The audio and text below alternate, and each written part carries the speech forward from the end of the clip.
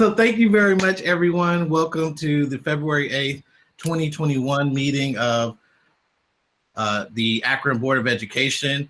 We want to thank you for joining us today, and we're going to start off with roll call. Mr. Pendleton, please. Dr. Akbar. Here. Mr. Alexander. Ms. Autry. Here. Mr. Bravo.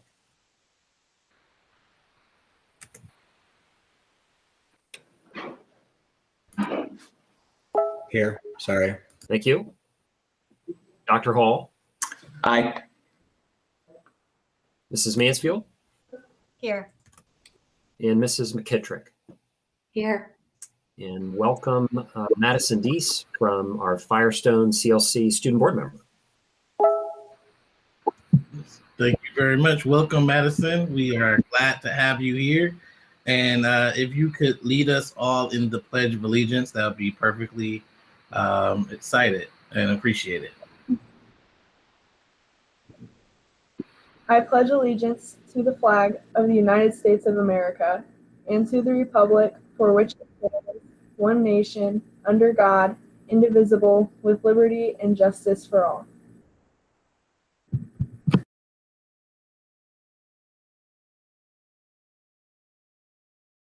Thank you very much, Madison. We're going to move on to community and school reflections, and we're going to start with Madison, our student board member from Firestone. And I see Mrs. McKittrick is lined up, and if everyone else can line up right in the chat as well, we'll get to you in the order that you have lined up. So Madison, and then Mrs. McKittrick. Thank you for joining us. Yeah, no problem. Hi, I'm Madison Deese. I'm a junior at Firestone CLC in the Project Lead the Way pathway. This is my first year serving as a student board member and my first board meeting. I understand the results of the Return to School survey showed that about 50% of students would like to return. Some kids want to come back to school to get that in-school feeling. When you're in school, it is so much easier to comprehend what you're learning. It's easier to understand the lesson when the teacher is in front of you, talking to you, rather than talking at you from a tiny box. Last year during in-person learning in Project Lead the Way, we did a lot of hands-on group projects. Last year, we created a ping pong ball launcher, and we had a competition to see who could get theirs launched the farthest. My team came in second to last place, but it was fun because everyone worked as a team to reach one common goal. It was exciting to compete with my classmates. Part of what I miss about being in person is working together in groups and doing those hands-on activities.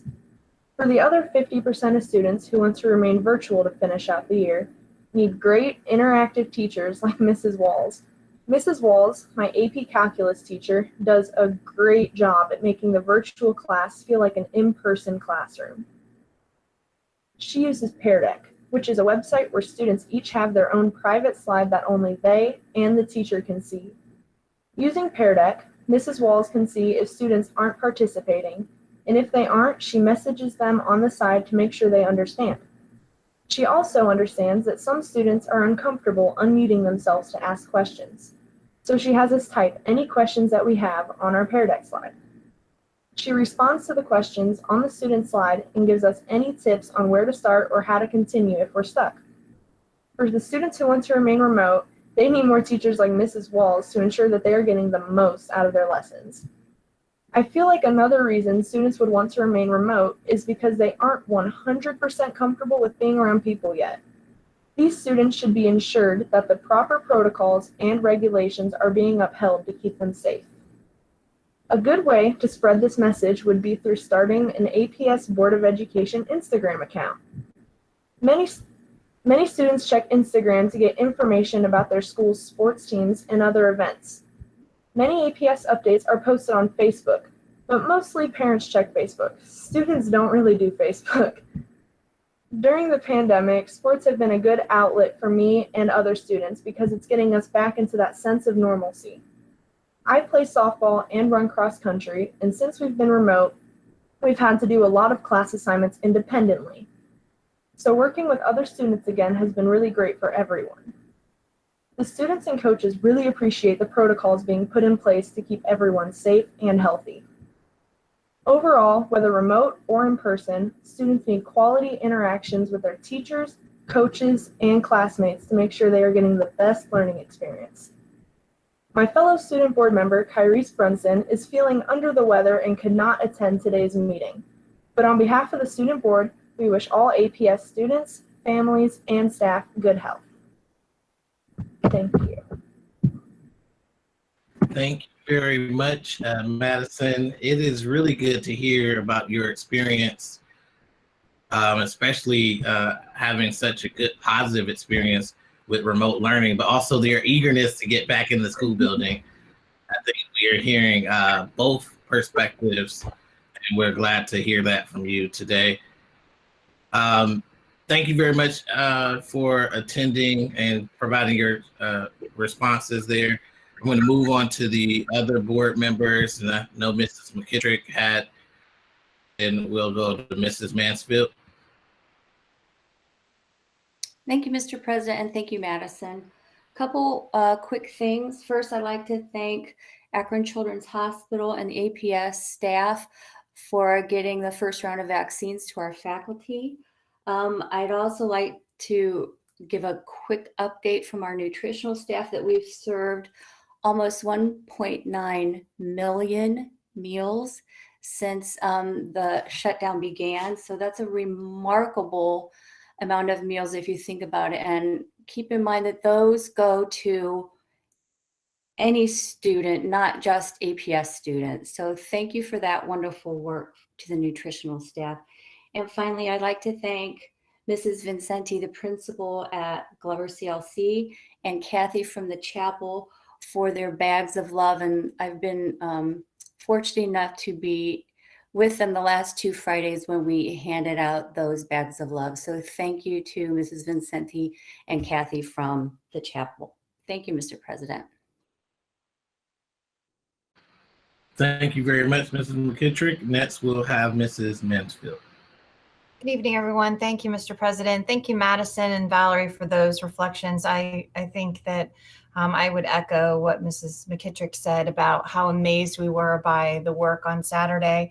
Had a few things I wanted to share. I want to give a thanks to Madison Miller over at Bridges for the artwork that she sent from her students for the project that I'm doing at the court for the art with the cards for seniors.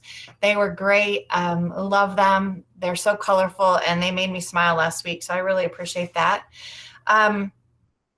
In addition, a huge thanks to Mrs. Wieland for letting me come and read to her kindergarten class on Friday. I want anyone who has any doubts about how hard anyone in education is working, but especially those with primary students, if you sit in on a kindergarten class, that is something else. And I did get a chance to read to them. They were engaged. They loved the story. They had questions. So she is working so hard, as are all of our teachers. Just an extra special hug to those who are doing those early primary grades. What a challenge that is. And I think this might be, two more quickies. Big thanks to Dreama and the student school board members for our meeting last week, and Deb Folk for all of her information. She breaks things down so well, and it's no wonder she's always our go-to. And last, to Firestone High School, who held their talent show virtually on Friday. I got to attend that in my living room. And though it's not the same as the energy that we get in a full auditorium full of students during the day, the talent still shone through. So thanks very much for those who made that happen, and congratulations to all that participated. Thank you. Thank you very much, Mrs. Mansfield. Ms. Autry. Thank you. And just echoing a thanks to Mrs. Whitfield and the student school board members. I was also able to participate in a recent meeting where we played Cahoots, which I learned for the first time. So thank you. That was a lot of fun. And also a special shout out. I was able to volunteer for part of Bukdo's Career Expo. which is the event in which freshmen are exposed to the different possible career pathways that we offer. Special shout out to the College and Career Academy coach at Bookto, Mrs. Deanna Edwards. So they had to make adjustments, of course, virtually in presenting this, and they are doing a special series of speakers called SOS, Stories of Success. So they kicked that off with some speakers from the various fields and career pathways that are offered. They also had a carnival in which that's the part I volunteered and helped deliver some of the prizes and cotton candy, et cetera, to the various student homes. And they played live games as they participated in the expo. And then the freshmen also were able to be one-on-one with other students who are currently in the pathways, just to talk about the different options that are available. And as we know, that peer-to-peer mentoring is always very effective. And it seemed as if they did a very good transition to a virtual career expo. So again, shout out to Bookto and their Career Academy coach, Mrs. Edwards. Thank you. Thank you very much, Mrs. Autry. I believe Mr. Bravo is after you. Mr. Bravo. Yes, and I thank you, Mr. President. And I cannot say anything better than Ms. Autry just did, because the one thank you that I had was to Mrs. Edwards and the folks from Bookto CLC. I also participated just a little bit in their Freshman Academy and their Career Expo. They gave me a couple of minutes too, just to say something very quickly to the students. I thought it was very well done. The virtual portion I thought was very well done. The questions from the students were amazing, and they were really thoughtful questions too. They really had good questions about the careers they're going into, and they were asking, what can I make and what pathways should I take? And they were asking their fellow students were the ones a lot of times answering these questions, and it was just really good. It was really well done. So kudos to them, and thanks for letting me say something very brief to them. And then interestingly, part of my comments were to the students, not to forget that fourth E, right? We always talk about enrollment, enlistment, but that fourth E of entrepreneurship is kind of big. And then right after that, this weekend, we had, as part of the Beacon Journal's focus on Black-owned businesses, the young college graduate or high school graduate who started Kicks and Cuts in Cuyahoga Falls, and a really great profile. And there's this 18-year-old recent high school graduate that has started his own business. And so it was kind of neat to see, but loved seeing the kids, loved hearing what they want to do and asking their questions about their future. So just again, as Ms. Autry said, many thanks to Ms. Edwards and all of the work that went into that. It was very well done. Thank you very much, Mr. Bravo. Dr. Hall. Yes, thanks, Mr. President. I appreciate it. Just a couple quick things. So first, I would echo the earlier conveyed sentiments of my colleagues this evening. Secondly, just would comment on the vaccinations. By all accounts, I just very thankful for how smooth that went. And I was sort of following some of the chatter on Facebook about how smooth it went. People seem to be very, very happy with that. Very happy for what that represents, right? Another step back to our students being in school in person.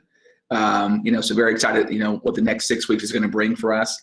Also wanted to say thank you to our remote plus educators, because again, they volunteered before there was a vaccine. And so again, I know that started up as well. And so I want to thank them for putting themselves out there and volunteering and working with our students. The game Cahoots Ms. Autry referenced, I think I learned why I don't play games with teenagers. So that just reinforced that. I will not be participating in any more games with teenagers. Just so you know, congratulations to, I think Kyrese was the one who actually won that game. I was very suspicious about how the scores were being kept. So again, I will be hands off with further games with our student board members. I got beat like a drum. Okay. And then also, last but not least, and Mr. Bravo, I hope I'm not talking out of school here. If I am, I apologize. But also wanted to congratulate you on your selection and acceptance as the honorary chair for this year's Boys and Girls Club annual Aspire Gala.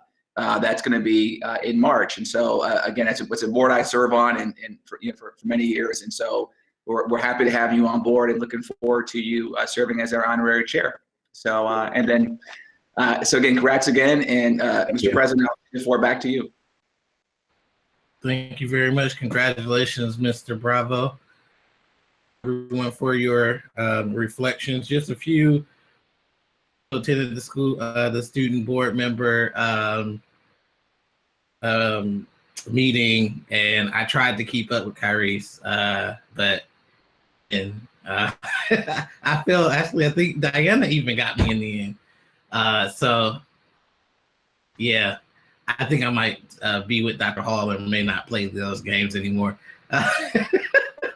But also, just so everyone else knows, we as a board also met with the LeBron James Family Foundation, and that was a really good meeting, I believe. We learned a little bit more about that partnership, transformational things that they're doing. And one of the things they brought up was the apartments that they have, the way in which that has transformed their work. Wanted to say thank you to the LJFF for the work that they do with us, and thank you for hosting us and having the meeting with us, and we look forward to future conversations. And the last thing is, I attended a meeting that was led by leader Amelia Sykes, Ohio House, on equity in entrepreneurship and what we can do as a community during COVID to support small and local businesses. Good. One of the things that I brought up was the same thing that Mr. Bravo mentioned about entrepreneurship, and how can some of those local businesses partner with our schools and offer apprenticeship type programs or some type of program where they can work directly with our students to help them do their businesses. There were a lot of things talked about lessons learned, as well as the proper ways to do paperwork and how do you get recognized as the state. So all of those things are things I think that our students, who are probably more than ever going to be entering post high school in the entrepreneurship realm. So I just wanted to put that out there, that we did talk about ways in which we can include youth in some of these programs as well. So stay tuned for that. With that being said, unless Mr. Alexander has any reflections, we'll move forward. None, Mr. President. Okay, so we will move to the very next item, which is the request to address the board. We have 3 requests to address the boards before us. 2 will be open in open session. 1 is to be discussed in executive session, and I'll talk about that when we get to that point. But we're going to move to Mr. Bill Reynolds again. Hello, board members and administration. I wanted to thank you for your diligent work over the last several months. I know there's been times I've thrown some arrows kind of in your direction. I do appreciate all your hard work. I wanted to speak to you a little bit about going forward here. Excuse me for 1 second. I'm so sorry.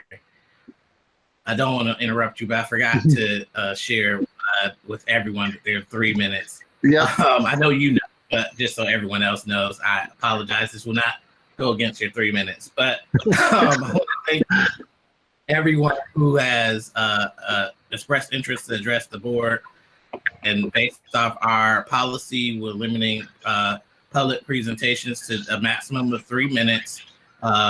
Also, please refrain from disparaging comments as well as attacks on any general direct individuals. Board members, we typically do not respond. However, the superintendent or his designee may follow up with you to address your concerns. So I apologize, Mr. Reynolds. I know you know all of that, but I forgot to say it at the beginning. So no, that's fine. I appreciate it.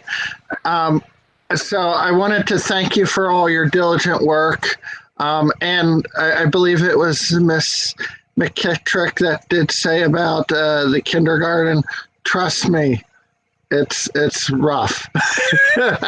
I've got two, and I've been dealing with it since the beginning. I wanted to talk to you guys about going forward, and I'm not saying stuff that you probably don't know, but going forward, our students are going to need extra support, extra collaboration with various outfits within the school district and within the area. I wanted to also take this time to recognize the family resource centers. Actually, they have been overwhelmingly useful. I'm lucky enough to be at Helen Arnold, and we have Miss Autumn Reynolds, who does just a wonderful job working with us, helping us know what's going on with the United Way and different programs that may help us. So collaborations like that, I believe, are very important. My children actually last year were in a collaboration classroom with Head Start and Akron Public Schools over at Summit Lake. And the advantages that we got out of that, the help that we got out of that was just so useful, so helpful, because APS and Head Start have similar purposes, but go at it to the end game in a different fashion. And I just wanted to take this time to encourage you as we go forward to look at collaborations that may be able to be used to help students make up some of what they've lost, whether it be summer camps, whether it be, YMCAs. I encourage make this a community project. The old saying, it takes a village to raise a child. Well, it's going to take a whole city to help these kids get back on track. And I think we can do that. And actually, I know we can do that. And I just want to encourage you to think outside the box when you're trying to solve these issues. So thank you very much for your time. Thank you again for your hard work, and have a good night. Thank you very much, Mr. Reynolds, for your comments, as well as always being willing to share us. Next, we have one other public to the board with Larry Seeley. You have 3 minutes. Thank you, board. I appreciate the time to address the board this evening. I'm grateful. First of all, let me say I am a proud product of the Akron Public School Service. And I just, again, thank you for this opportunity. Let me begin by saying I'm here to be a voice for the students and the parents who deem it necessary to return to in-person schooling. First of all, most don't realize it, but school has not been in person since last March. That is almost coming up on an entire year that students have struggled academically as well as mentally and emotionally. Allow me to break down the analysis for you then. Let's first look at the students with low self-esteem. That may be the only positive feedback they get is at school. So they end up slipping into a state of depression which then carries them to withdraw and isolate. What about the students that already suffer from depression in our school system? It pushes them to their breaking point, and what happens? We deal with suicide and suicide attempts. So, at least at that point, both are just as bad as one or the other. We also push these students, including the ones that we call well, to end up in a depressive state from the lack of socialization with others. So let's get real serious for a moment. Let's think about the students that typically, by looking at their faces or how they act, you can sometimes judge that something is wrong with home. Something is wrong with their home. The ones you discover are victims of usually of physical abuse, mental abuse, or even sexual abuse. And you're able to intervene before it's too late at that point. Well, my question is now what? How do you see that without being in person? This could be a dangerous situation if we continue down the destructive road that we're currently on. A human being strives for interaction with others, just not physically, but emotionally as well. I know it's been a long time since we've all seen each other face to face, and I think it's time that we do that. These are things that we take for granted. Well, the same applies with our students, not just us. We all live by emotions. Well, when you're not seeing each other daily, what happens? You don't get those things which can cause negative thoughts and reactions. So what am I saying here? We're hurting our students and our future. Now, let's look at some cold, hard facts. Since COVID-19 began and schools went to remote learning, suicides increased. More students have self-isolated. We have students failing due to no hands-on help. Most parents that are not well-educated, teachers, or themselves are not capable or just don't have the time to spend time with their students. This reflects in their grades and their test scores. What about the students that aren't even doing any of their online schooling right now? Who monitors that? And I personally know some that aren't doing that at the moment. Isn't truancy easier to monitor when they're in-person schooling? So now both the CDC and Dr. Fauci has deemed it safe to return to the school without the teachers being vaccinated. As well as now our President Biden has said that it's time for the teachers and the students to go back to in-classroom learning. Thank you very much, Mr. Seeley. Unfortunately, your 3 minutes have lapsed, and I'm sorry to interrupt you.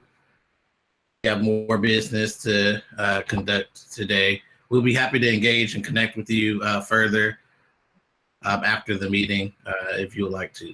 Yes. Thank you very much. Thank you. Thank you.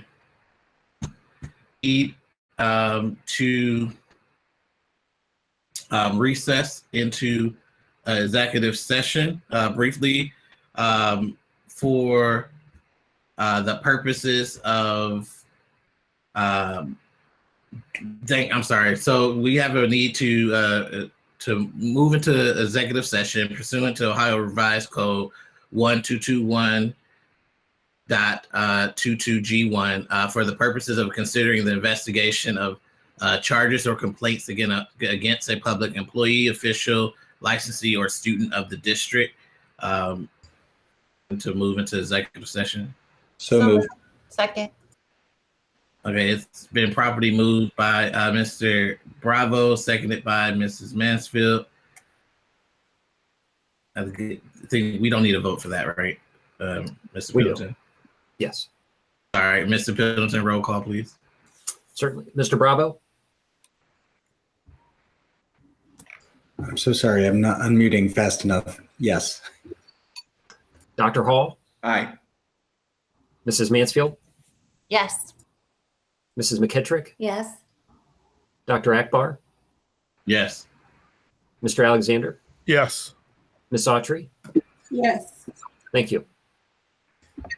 Thank you very much. Mr. Oh, President, No, I just wanted to make a real quick mention. Part of the reason I unmuted late too is I was bringing up my calendar and it's not coming up, so I may be a minute late. We'll send you. I'm having trouble getting the link. Okay. Thank you very much. Anyone else having that challenge? Mr. Pimpson can send them the link. Okay.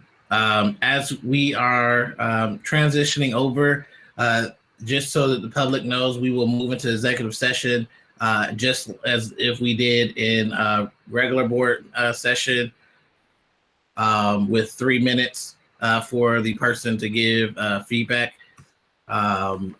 I'm sorry, to give their statement. So wanted to just let you know that we're going to move into executive session now. So good, sign out of this meeting and go into the executive session meeting.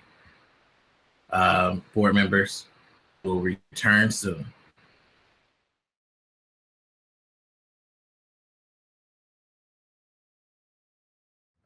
Moving forward, we will move to Superintendent's personnel recommendations. Dr. James?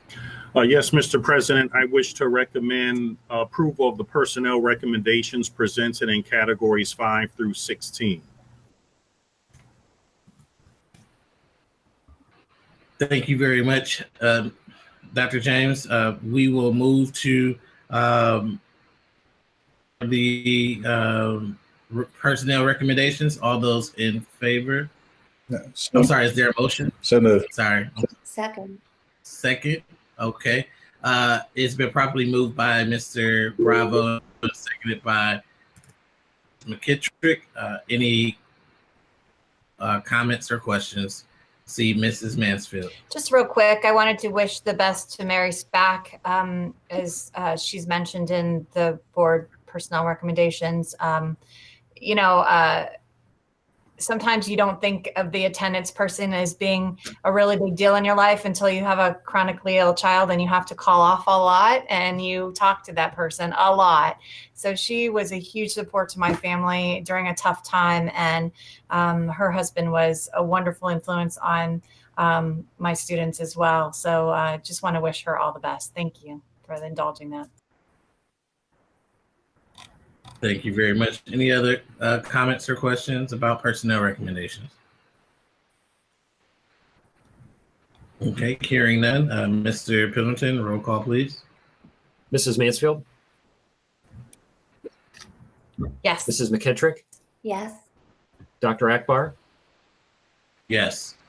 Mr. Alexander, Yes. Miss Autry, Yes. Mr. Bravo, Yes. Dr. Hall. Aye. Thank you. Thank you very much. Next, we have Mr. Superintendent for resolutions and motions on the consent agenda. Yes, Mr. President, I wish to recommend approval of the resolutions and motions presented in category 21. Thank you very much. Is there a motion? So moved. Second. Moved by Mrs. McKittrick, seconded by Mr. Bravo. Any questions, comments, or concerns? Mr. Pendleton, roll call, please. Mrs. McKittrick, Yes. Dr. Akbar, Mr. Yes. Alexander, Yes. Miss Autry, Yes. Mr. Bravo, Yes. Dr. Hall, Mrs. Aye. Mansfield. Yes. Thank you. Thank you very much. And last but not least, business affairs recommendations, Mr. Superintendent. Mr. President, I wish to recommend approval of the business affairs recommendations presented in category 23. Thank you very much. Is there a motion? So So moved. moved. Second.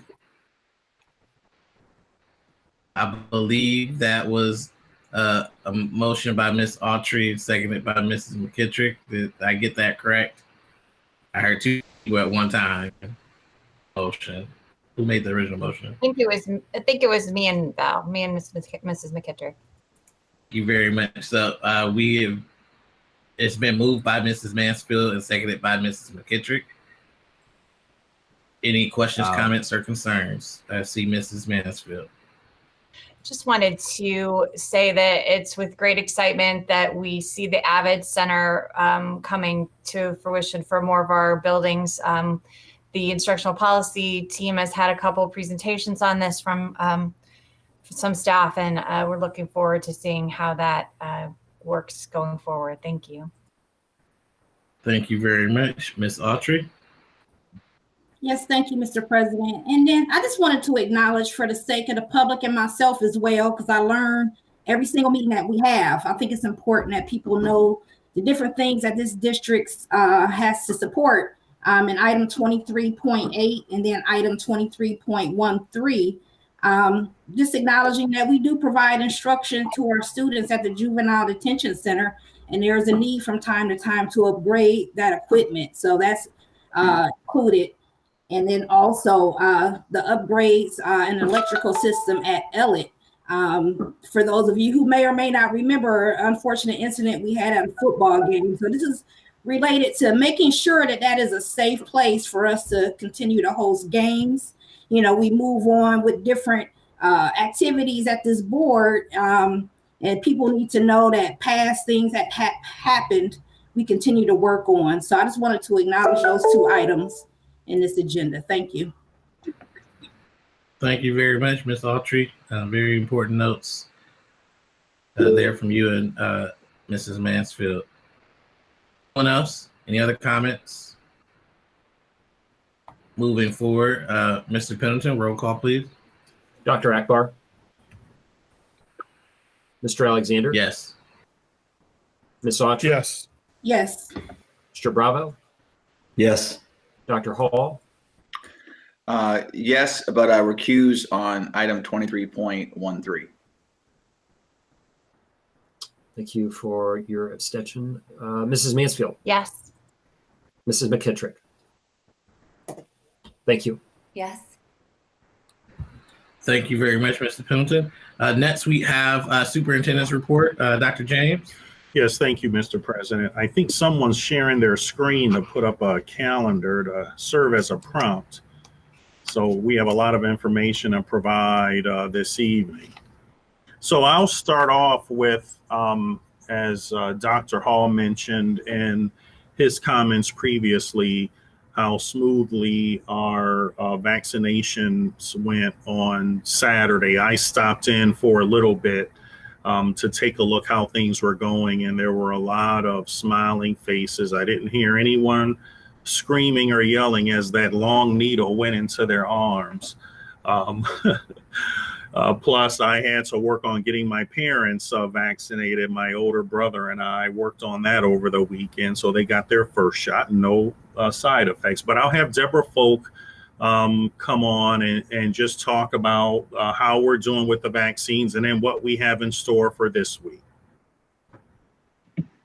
Good evening, Dr. James and board members. I am happy to report that we were very, very fortunate on Saturday to vaccinate 900 of your assorted staff. We did teachers, bus drivers, custodial people, support people, child nutrition people.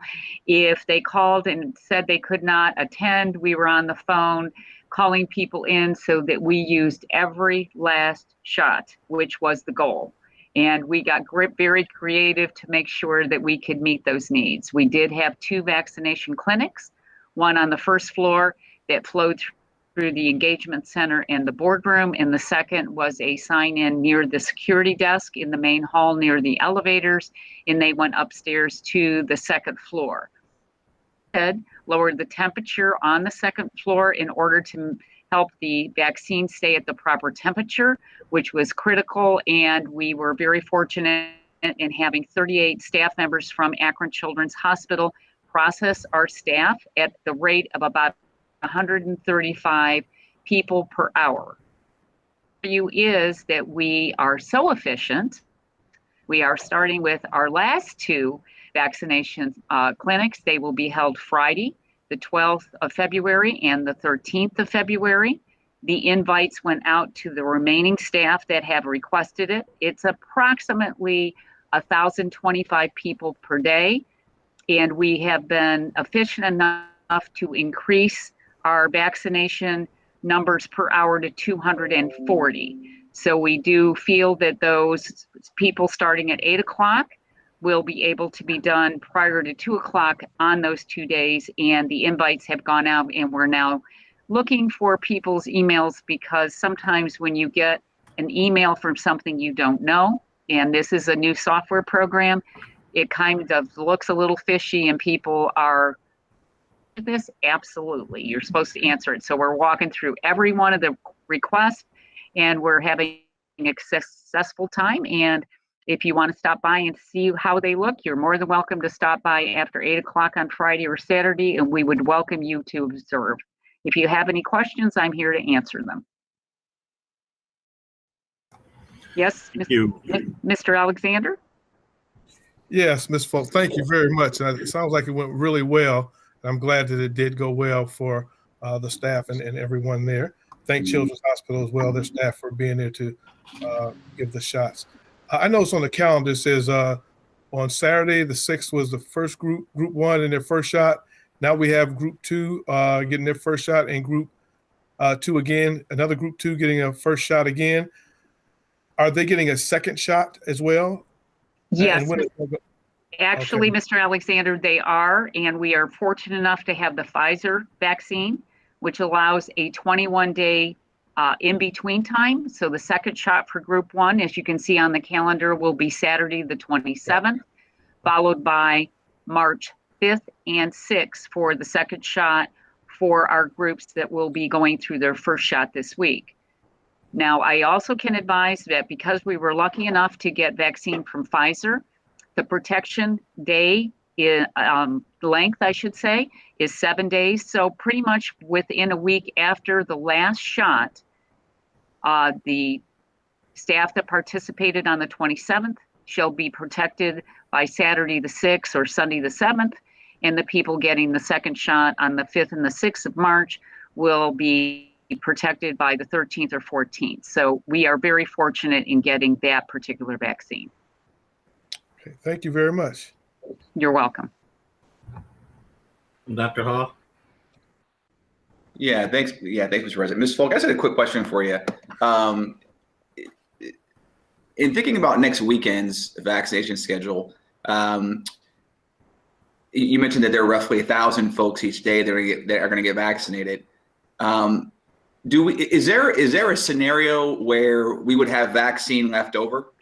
So, i.e., we would have, again, I know that, in healthcare, we know that these have, that these have to be thought out and, appropriately should have cared for and stewarded. Is there a scenario where you would envision us having any extra vaccine on either day? And if so, what would be our plans as far as what we would do with it? Because again, to your point, I would hate to see it go to waste. Okay, so let's talk about last week first. We originally, as you were advised, were to get 780 vaccinations.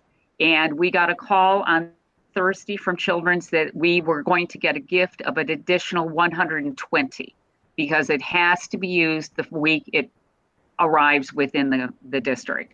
So we realigned our staff to bring on some more onto Saturday. At the end of the actual day, it started at about noon. We actually started counting shots and started to be very careful to get down to the last shot of the day. And then we were down to 6, and we were able to contact people and easily administer right to the last shot. So the same thing will actually take place on the 12th and 13th. If we have additional vaccine that we have already pulled, as you said, and it is syringed, we have maybe a wait list or non-call list. Some people have asked late, and we would call them, and they know that they need to come in immediately to receive it. We will not waste this lovely vaccine. We will count it absolutely correctly. So just quick clarifying question. So would you be contacting sort of non-APS folks, like non-APS teachers and staff, to try to use those vaccines up? I guess.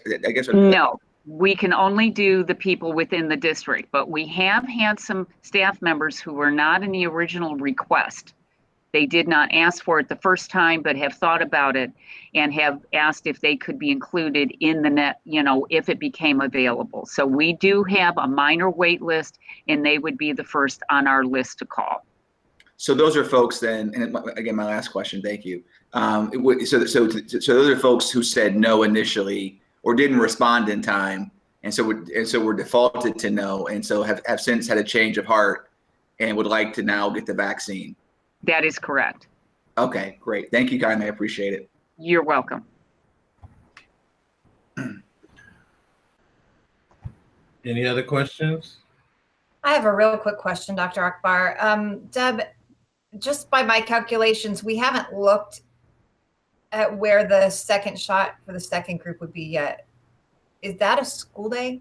It is a school day, and I will let Dr. James advise you how that is going to happen.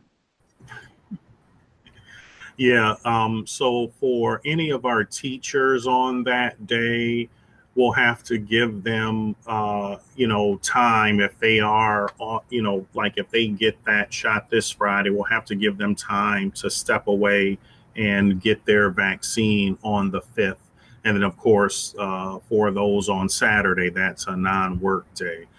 If that becomes problematic, we have talked about, is there a potential to assign some asynchronous work, for any of our students on that day? Okay, thank you very much. I think Mr. Bravo had a question. No, I was leaving a message that Mrs. Mansfield stole my question. I was just asked today about the 5th and that it's a work day, and so are we going to be finding subs even for some of the subs, and so how is that going to work? So thank you for asking that. Dr. Hall had one final question. Yeah, thank you, Mr. President. Again, apologies for all the questions. So as a person who had both the first and second vaccine, pretty bad the second time, to be honest. To be very candid with you. For several days, I was very, very ill. Not COVID ill. Don't get me wrong. I'm not regretting getting the vaccine. So those of you who are watching, get the vaccine. It's totally worth it. Get the vaccine. Okay. But as someone who had a rough couple of days afterwards, is there, again, and not to get in the weeds here, but are there allowances that are going to be made for staff that have an untoward response from a sick time standpoint? Yeah, those are some of the realities of some people with the vaccine who have like an adverse reaction. So yeah, we will work those situations out on a case-by-case basis. Great. Thanks. Appreciate it.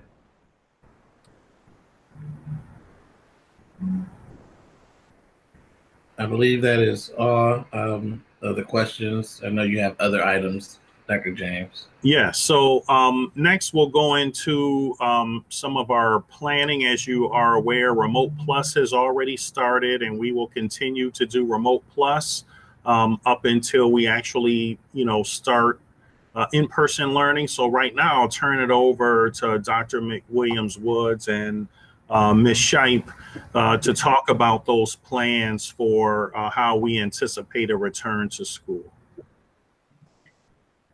Thank you, Dr. James. I'm actually very, very pleased to be talking about this next topic of the calendar and the plans for our return to school. We've been working since last summer very closely with all of you on mapping out that process and looking at different models. The Remote Plus was a wonderful move to be able to get our students started in school. It's nearly 3,000 students that we've been able to offer that opportunity and serve. And that has enabled us to really work through some of the safety protocols that are working beautifully. And just like some of you said at the beginning, the staff are doing a remarkable job and the students are so excited. A lot of us have been brought to tears watching the videos and getting the pictures of those first days when students came back in. So now our attention is all on the sequencing of bringing students back to the full-time in person if families choose that. And then if families choose remote for that last quarter of school, what does that look like? And how will we accommodate both learning models for the last quarter of school? I think it's important for everyone to kind of know when we say last quarter, literally the timing is working out that the third marking period will end and the fourth marking period will begin right when this shift happens based on our vaccination schedule. So I'll continue to use the calendar that you were just looking at just to show you the sequencing of how this is going to work out. And then Ms. Shipe and I will talk through elementary, middle, and high, what the in-person students will be doing and how that will be arranged, and then how the remote students at each of those grade bands, what that will look like. So looking at the calendar, our plan tonight, sharing this information with you, getting feedback tonight from the board, and then tomorrow kind of working through that feedback with the superintendent and posting either late tomorrow night or first thing Wednesday morning. We will update the website with the information that we're proposing tonight, and we'll actually release then a family selection form where the families will mark on the form whether they want their child to continue with 100% remote or whether they want their child to come back in person. The family selection form will stay open all the way through the 19th. So that will give plenty of days for families to learn more from information on the website. We also will be putting out videos that explain the options that families need to view before they fill out that selection form. Principals will be putting out, emails, all calls. There'll be district emails. We usually blitz with like multiple venues to make sure, because as families and consumers, we all use lots of different means. So we'll try to hit all of that, including Facebook. Madison, Ms. Dees, we will also look at Instagram to be able to push that out. Since the adults on Facebook, we're not cool anymore, we have to shift to Instagram. And as soon as we shift to Instagram, then it won't be cool anymore and we'll be off to something else. So the family selection form stays through the 19th, and then it will close. Then as we go down and keep this in the context of the shots that are happening. So the first group 1, shot 2, is on the 27th. And as Dr. James said, then we'll have the week after, or Mrs. Folks said, we'll have a week after that to get the full protection that takes us into March. And then the group 2, shot 2, is that following week. And so we're sort of sequencing based on that second shot of the vaccine. So the first group that got the shot is this K2 and MD, K-12 MD staff. And they will report back on the 8th in person without students yet, but they will come back in. They'll still be teaching remotely, but this will be the time that they'll be working from the buildings and setting up their classrooms, working through all the safety protocols with the principals.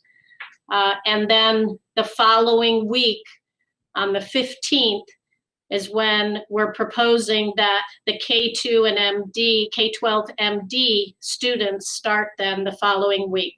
So the sequence is the first group that got the shot, they start on the 8th as staff. They work that week on all the safety protocols while they're still continuing to teach remotely. And then on the 15th is when the K2 and the K-12 MD students and students with autism start that following week. And then we kind of follow a similar sequence for that next group 2 staff. I want to just kind of showcase here that on the 19th is when the third marking period closes. So as I said, this is the timing. I actually couldn't have designed the timing better, because doing anything before the close of that third marking period, especially for secondary, is very disruptive with grades and courses. So the timing is working out beautifully, that we come down to the 22nd, and that's when preschool and then grades 3 through 12 students start returning this week. And the week before, the staff will be able to set up their classrooms and get oriented. And then on the 22nd, that over those first few days, we'll have all of our students back who have chosen in-person learning. So that's kind of how the calendar flows. Are there any questions just about that sequence before we jump to talking about the actual models?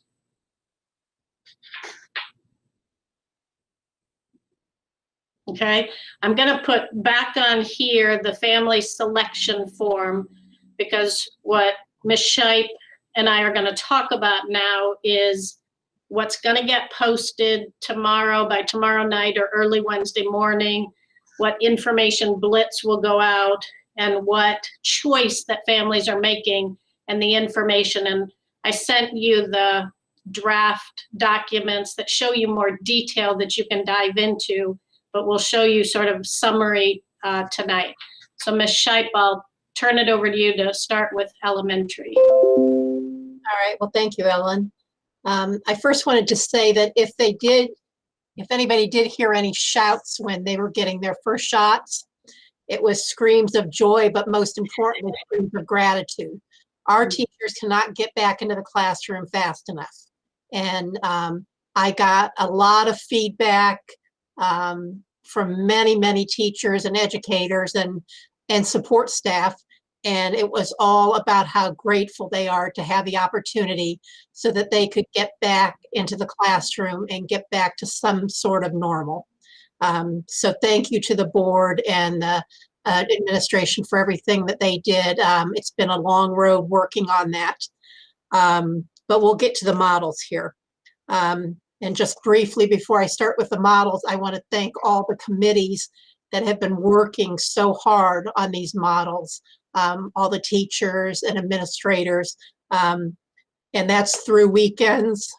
Both Ellen and I have been talking on Saturdays and Sundays and putting these together, and as well as the committees. So I appreciate all the teachers and staff that have been working on it. I just want to talk really quickly about the rationale for the elementary model.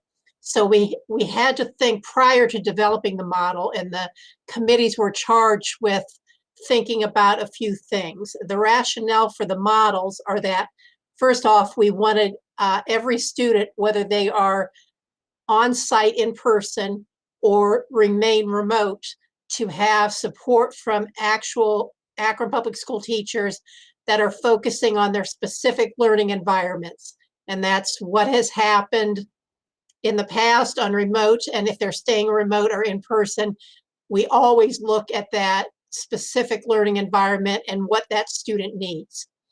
Secondly, we want the students to be able to and want to incorporate into the models the opportunity to address some of their social emotional supports. And so one of the reasons we wanted to have a consistency of instructional delivery. So we're trying to keep, obviously, students that are coming back on site in their buildings, keeping them with their teachers whenever possible. The same thing with remote, but Ellen will get into that a little bit more. We wanted to make sure student class sizes are maintained with at least 3 feet of social distancing, and that face masks will be worn. And we follow the guidelines from ODE, from the Ohio Department of Health, and from the CDC, so that everyone remains safe once they are back in the buildings. And finally, students and staff, we wanted both students and staff to have the most consistent transition as a majority of students return to the classroom. So it was really important that we develop a model that has that consistency. And I think Ellen's going to go into some specifics of that elementary model. You have to unmute, Ellen. Sorry about that. Looking at the elementary model, this column here, the difference between in-person and that choice between in-person and remote, especially with the younger children, as Ms. Shipe said, we really wanted to maintain as much as possible that the touch points and the live instruction with the APS teachers. So what this is going to look like is we're going to, once families make the final selection, the in-person students will return to school just like the pre-pandemic is kind of what we coined this as the pre-pandemic time, where they'll have that normal school day of 8 to 2:30 for elementary. Some of our specialty schools have a different start and end date, but in general, our elementaries are that 8 to 2:30. And then the remote students will be pulled out to a district remote learning program. So they will be pulled out and then combined into classes, and they will continue with the similar remote type schedule that they have right now, but they will be different teachers and different principals. So we're really taking all of the kids, the population in the elementary schools, and we're saying the in-person students, you go back to school with the teachers in your school, and then the remote students are going to the remote learning program where they will be combined into new classes following the similar schedule that they're used to right now that they've been doing since August. There may be a few changes with some of the fine arts when that happens during the day, but the basic structure of the day will remain the same. For the in-person students, we did put here that students may have a different teacher going into this, because if you can imagine, we're taking all the elementary students and we're looking at how many have chosen in person, and that's how many staff we keep and maintain as an in-person teacher. But then we do have to take some of the teachers, and we're starting obviously with teachers who have medical exemptions. They will be pulled out to teach in the remote program. So some classes, as soon as you pull a teacher out who has a medical exemption to go teach in remote, for the students remaining and in person, they may have a different teacher then. They're going to have to be assigned to a different teacher in the school. So I just want to make that real clear. For the most part, when you're in person, you'll have the same teacher, but there will be some changes because we are pulling some teachers out to go with those remote students into the remote learning program.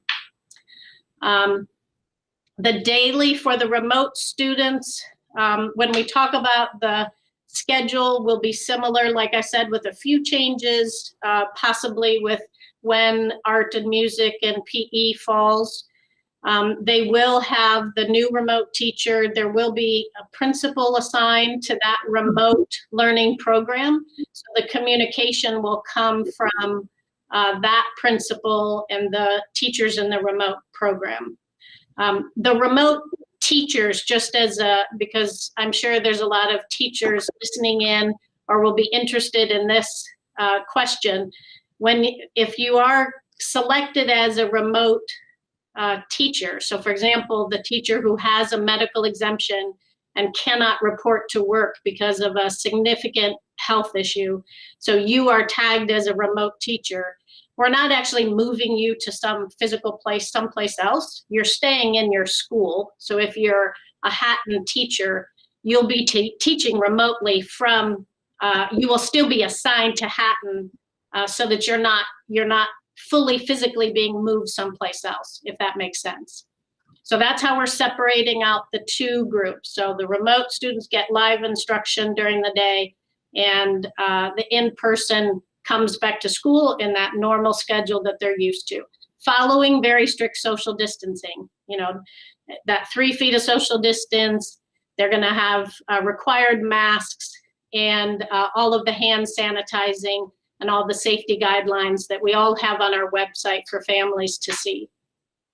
So we will be having, in just a moment, I'll open it up to questions, but we will also be, the frequently asked questions. We've developed a list of frequently asked questions and answers. Much of it is covering what Ellen just presented to you. That will be, those questions and answers will be hosted on the district website for families and anyone who wants to go there. One of the questions that I do want to present to you tonight, though, and the answers, is that our families will have both those students that come back on site and those students that stay remote. Families will have one opportunity to switch. If you come back in person and want to switch to remote, or if you go remote and want to switch to in person, between April 12th and April 16th, and those dates were picked because the students will be in their chosen model for approximately 3 weeks. And then they'll have the opportunity to a one-time opportunity to switch if they find that the model that they were in was not working for them. The reason that we obviously cannot allow people to just switch at will is because we have staffing, and it is it really goes deep as far as the complications, obviously, to staff both on-site faculty and remote faculty. So we will give our families the opportunity that one time between April 12th and April 16th to make the switch to the other model. So if Ellen doesn't have anything to add to that, we'll go ahead and throw it open for questions on the elementary model.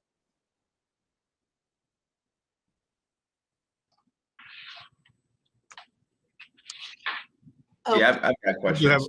I have a question too. Yeah. So actually, all my questions actually will apply to both models. So I can get them out of the way now, and then that way I'm not asking them. Sure.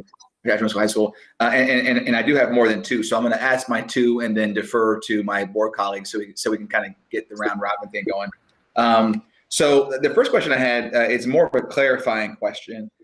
So are you, if you choose remote, are you guaranteed to have a new teacher? Is my first question. Basically, what we're saying is that, you know, it would be quite the exception to end up with the same teacher. You know, so 95%, 90% sure, somewhere around there, that you will end up with a different teacher. And let me explain why. If we think about how we're staffing this, and we're staffing this just because of what Ms. Shipe said was the rationale of trying to maintain that similar live instruction for our youngest students. We're staffing it as two sort of separate in-person with their full staff. Remote students get their full staff. We may have in a class, there may be 6 students in 2nd grade from Robinson that get combined with 6 students from Mason and 6 students from Glover that make a new class. So when we're doing that and looking at that whole schedule, we can't guarantee that one student will automatically line up exactly with a teacher if their teacher happens to have that medical exemption and needs to be in the remote program. So that's why by default, we're saying that your teacher will change as you move to that remote environment. Gotcha. And then my second question, so, you know, that one of the great things about live streaming these meetings is that we get live feedback, sometimes via text message and email during the meetings. And so I just want to, this was a concern that's being raised by the folks who are watching that are planning to have their kids stay remote.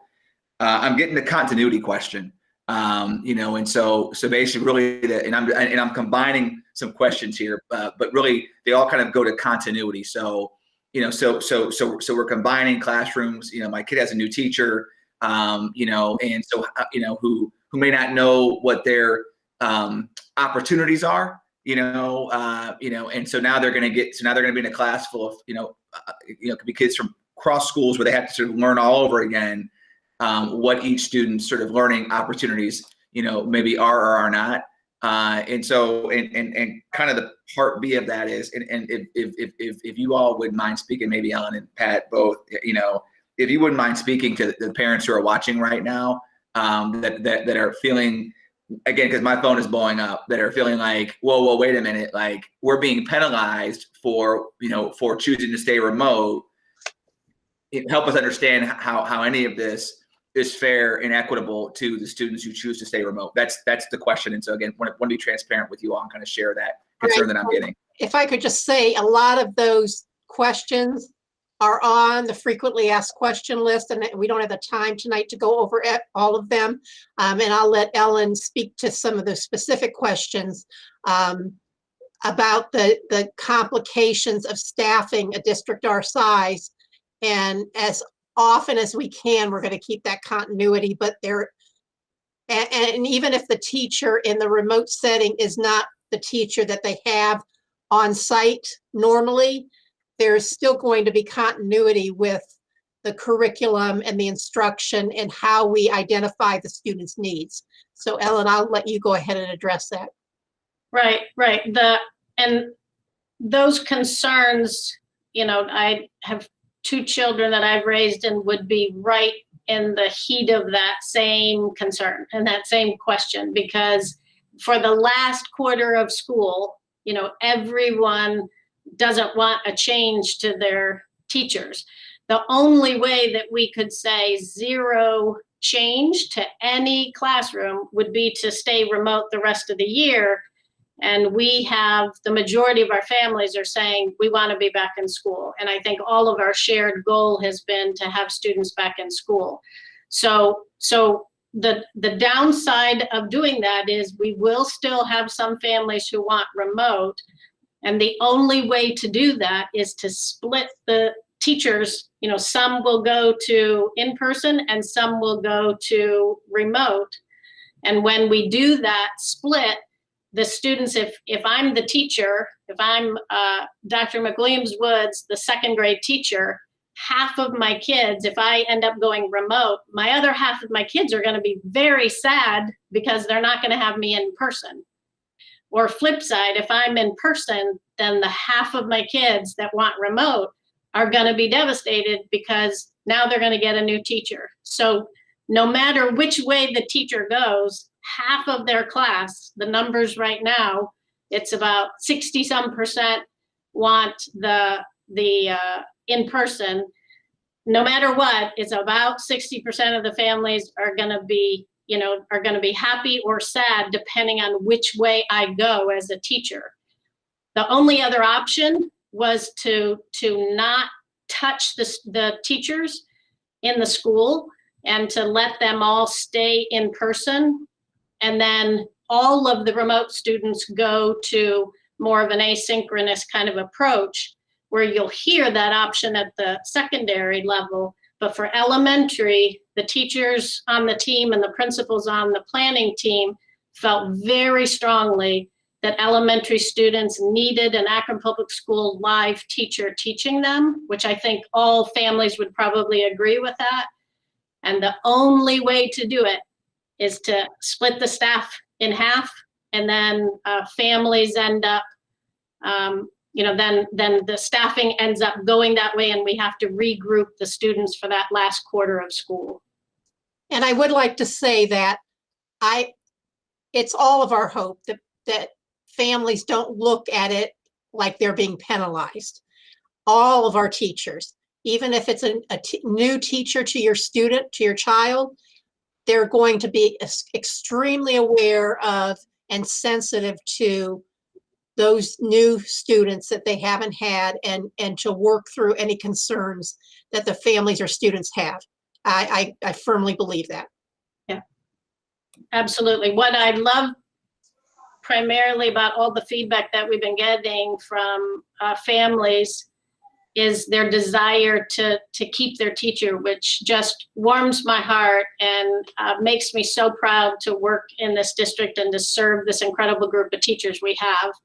Because obviously the teachers are rocking it with our families and they want to stay with their teachers. Great. Thank you both. Appreciate it. Can I go, Dr. Akbar? Yes. Okay. I have a question. At this point in time, do we have the number of students as well as the number of staff who are who wish to go in person and those who wish to go remote? We have for the students, that will be the calendar that we just looked at. We have the percentages that I think we've reported at the board meeting, that it's around 60% of families when we look at pre-K through 12 who want in-person, and the remainder want to stay remote.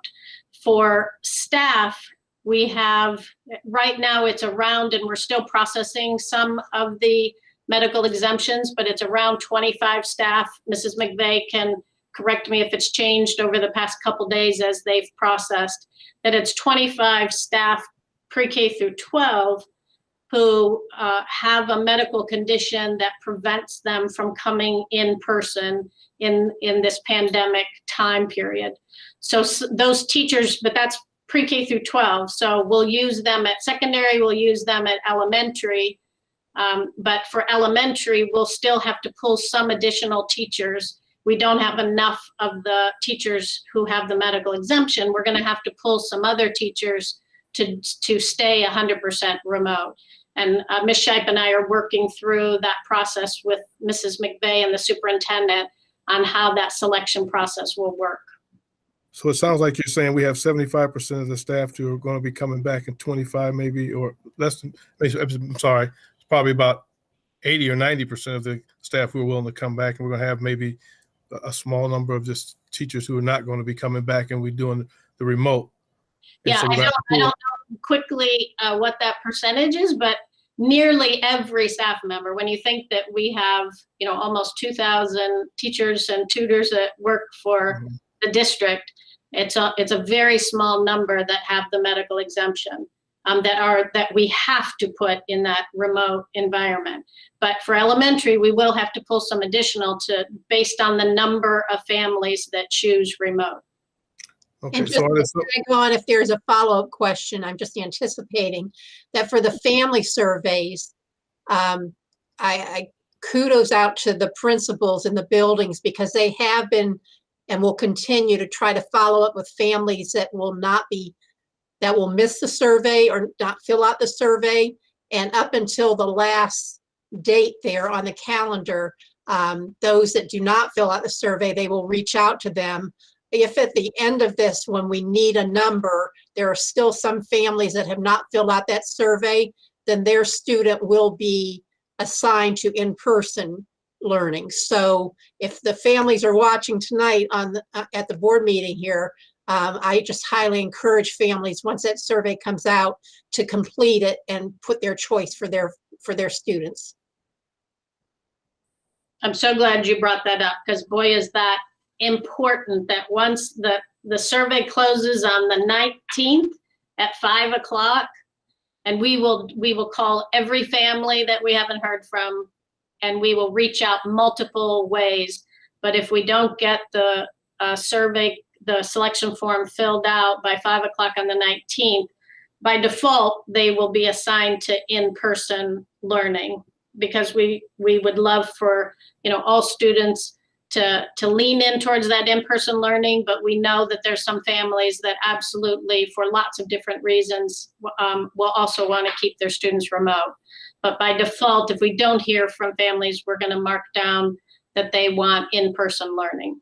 Right. So the families need to realize it's not an opinion survey. This is a commitment survey. So you have to make that commitment. Right. So my other question is, with the teachers, you said there's 25 teachers, high school and elementary.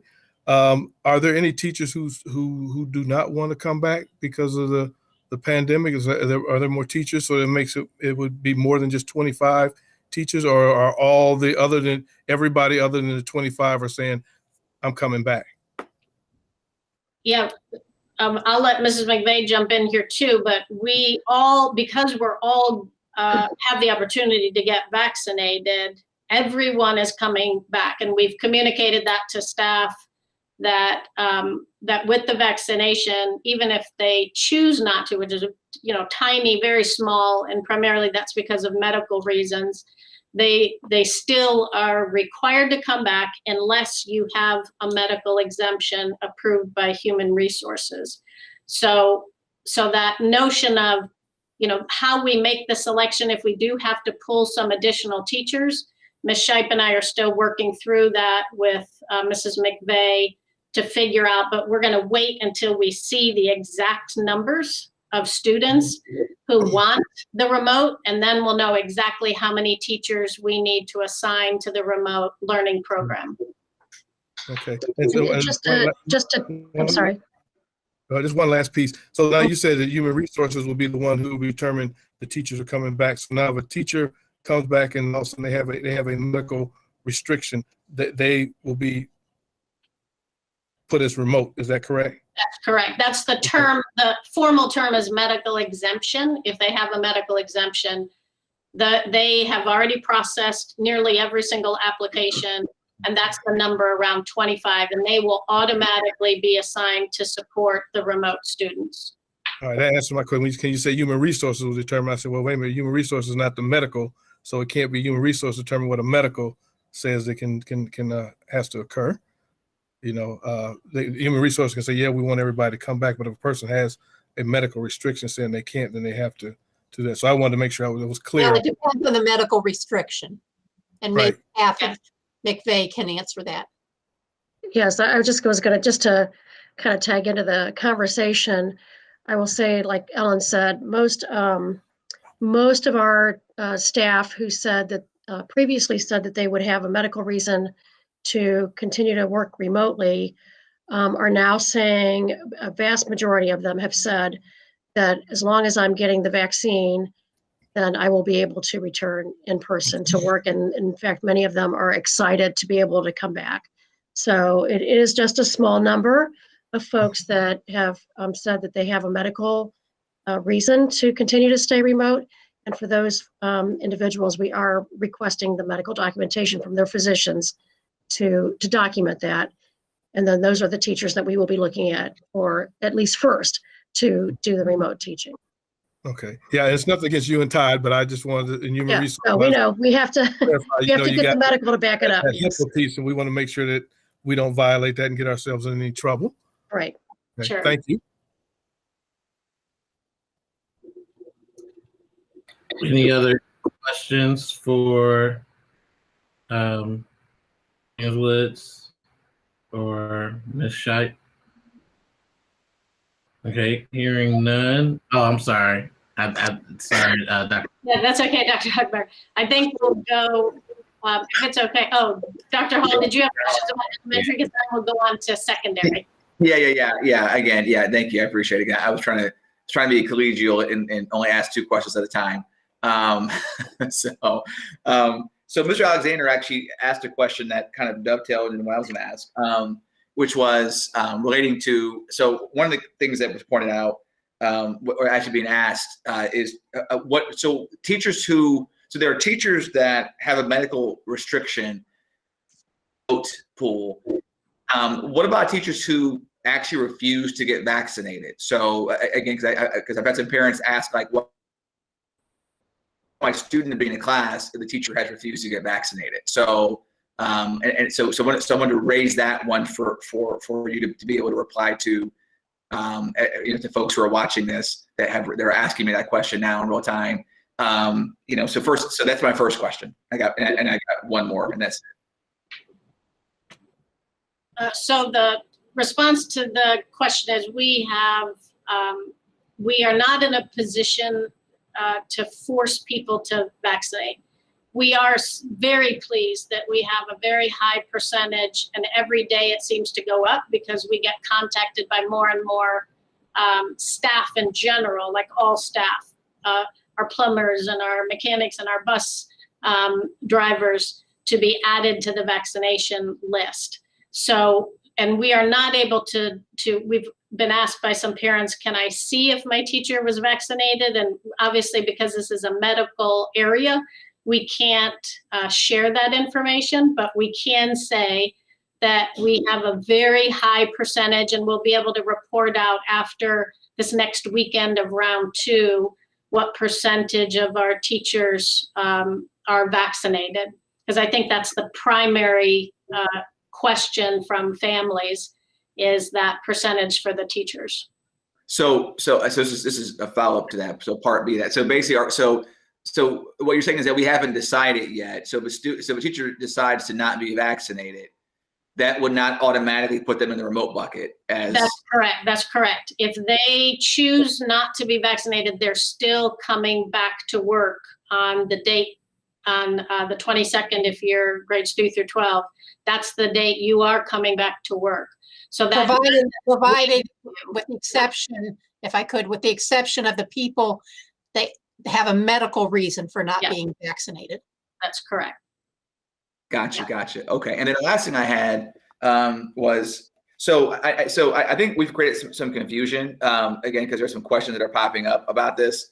So we keep saying that 60% of parents want their kids to be back in school. So just to clarify for folks who are watching, you all were referring to the earlier survey that was done months ago, where we showed that 60%, approximately 60%, you wanted the kids to be back in school in person, and 40% want remote. What we're doing now for the calendar that you're walking us through is that we're doing that survey again, and it's a commitment survey that we're going to hold folks to. And so we're going to find out what the updated percentages actually are. So it may be higher or lower than 60% as far as who wants their kids back in school. So I just want to clarify that, and can you confirm that? That's correct. Yes.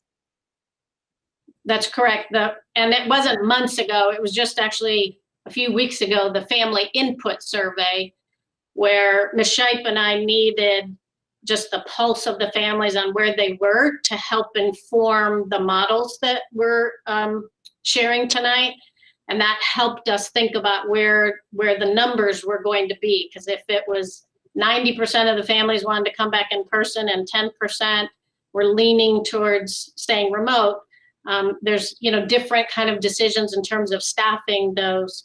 But where the family input survey doesn't confirm, certainly, just like you're saying. So the family selection form, it's not a survey, this is it. You are now selecting the model.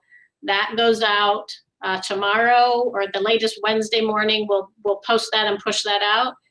And then that's the actual selection. So it could be different than what we learned just a few weeks ago when we did the family input survey. Now that they'll have all the information on what they're selecting and can watch the videos and look at the website and learn more, they may change their mind. We'll see. And that's why we're not going to make all those staffing decisions until we see what the actual numbers look like. Roger that. Okay. Thank you. Appreciate it. Dr. Eckler, would you like us to move on to secondary middle school? Yes, please. Okay, so we will start with the middle school model. The middle school model and the high school model are slightly different just by the nature of it. And secondary is certainly different from our elementary because of their scheduling differences and just the way our secondary students attend school on a regular basis.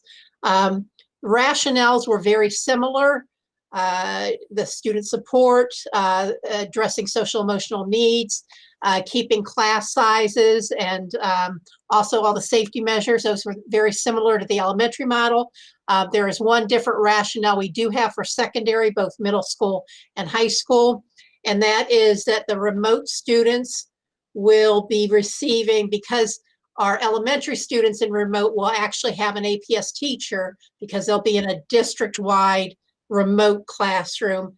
Our remote students in secondary classes will receive a content support mentor for support and to do progress monitor. And actually, we also will be providing tutoring and coaching to those remote secondary students. And I think Ellen will get into a little more detail here.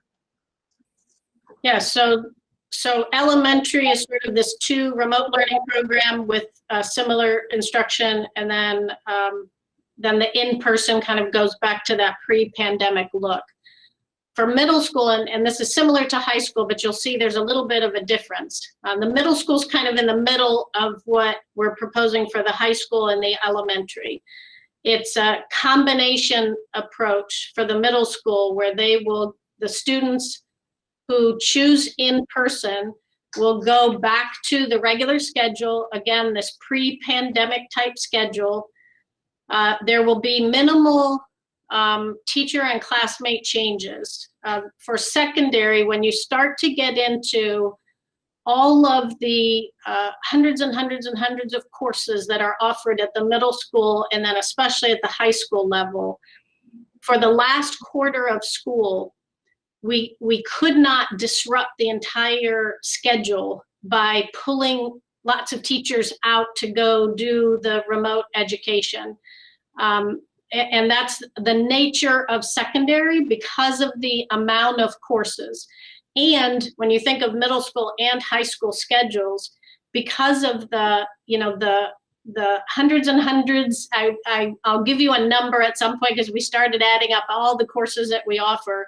They also are very unique singleton where there's only certain teachers and maybe even one teacher in the entire district who can teach a specific course. When you look at our career ed classes where there is just one welding teacher, so we can't split that welding teacher in half between remote kids and in-person kids.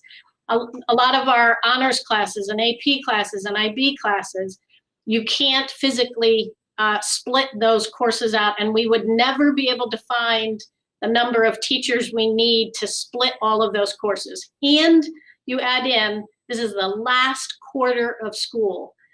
So students have been in these courses. For high school, they're credit-bearing courses. To disrupt that last quarter, the design team felt like no matter what, we have to keep our core schedules intact to the maximum extent possible. So because of that, for middle school, the in-person, the kids go back and they go back to their pre-pandemic schedule, and they follow the same courses and teachers that they have at the middle school level. For the remote students, they will keep their same courses on their schedule, but the content will be delivered through what we're calling 4Q, 4-quarter APS online program. And it's not exclusively and the reason why we added this 4th quarter, because it's a unique use of APS online. For those of you who are familiar with APS online, we're not having the students go and do the Ed Options Academy as part of APS online. This is all Akron Public School teachers that they'll be working with through this more asynchronous type approach. For the middle school though, I said it was a combination. So the students in the remote will get 2 live courses for English and math. So they'll, just like they do now, they'll get live instruction. They will not be with their current middle school teachers. This is staffed by, similar to elementary, this is going to be staffed by those remote middle school teachers who have the medical exemptions. And they'll be getting their instruction live from those new teachers that they'll have for this last quarter of school for English and math. Within their licensure area also, that's really important. Yep, they will have, regular English and math teachers for that live instruction. And then the remainder of their instruction will be asynchronous courses that we are developing in district-wide Google Classrooms that we will put up in 3 weeks' time, where they'll have course content using Edmentum, which is what we use now, and some of you are familiar with it just from years past with APS Online, but they're learning modules that have learning activities in it, and then students take quizzes and tests at the end. Plus, we'll be supplementing with some other activities and assignments in the Google Classrooms for the majority of those core classes that we have. But to walk away tonight, and for families to understand that if you pick remote for middle school, you have 2 live classes in English and math, and then the rest of your classes are asynchronous, but you get support from an APS teacher mentor. So it's an APS teacher who's checking in with you, supporting you, looking at how the progress is, meeting with you weekly to make sure you're doing well. And then we also will have support periods built into the middle school schedule with the teachers from the student's school, where they can also be assigned to click in for any kind of content support. So 2 live classes, the rest is asynchronous, but lots of support wrapped around the students through a mentor assigned to them and through the support classes at the school that they can remotely connect in with a content expert. Okay, same thing as Ms. Scheib said before on that families would make this selection. If you're going from in-person to remote, you get to make a change one time if you want to switch from in-person to remote. And if you're remote and want to come in person, you get that April 12th or April 16th window is when you can make that change. So similar, that's the same for elementary, middle, and high. So I'll pause with middle school to see if there's any questions about that before I dive into high school. Any questions? I have a clarifying question, if I may, Dr. Akbar. So I'm just comparing the remote for junior high sort of in the current state versus what we're moving to. So it sounds like, so right now, if you're with the remote model, they're getting, everything's live. All their courses are live. And so if they stay remote, they're going to go from all the courses being live to just 2 being live. Right. And then the remaining courses, we keep using that word asynchronous. Can you just define, for us, sort of what that means in practical terms? Yes, asynchronous is self-directed, independently working through the content, but then you get to meet with teachers to get support, tutoring, coaching, motivation support, all of that. And that's a huge piece. It is asynchronous, but it's asynchronous with support, continuing ongoing support.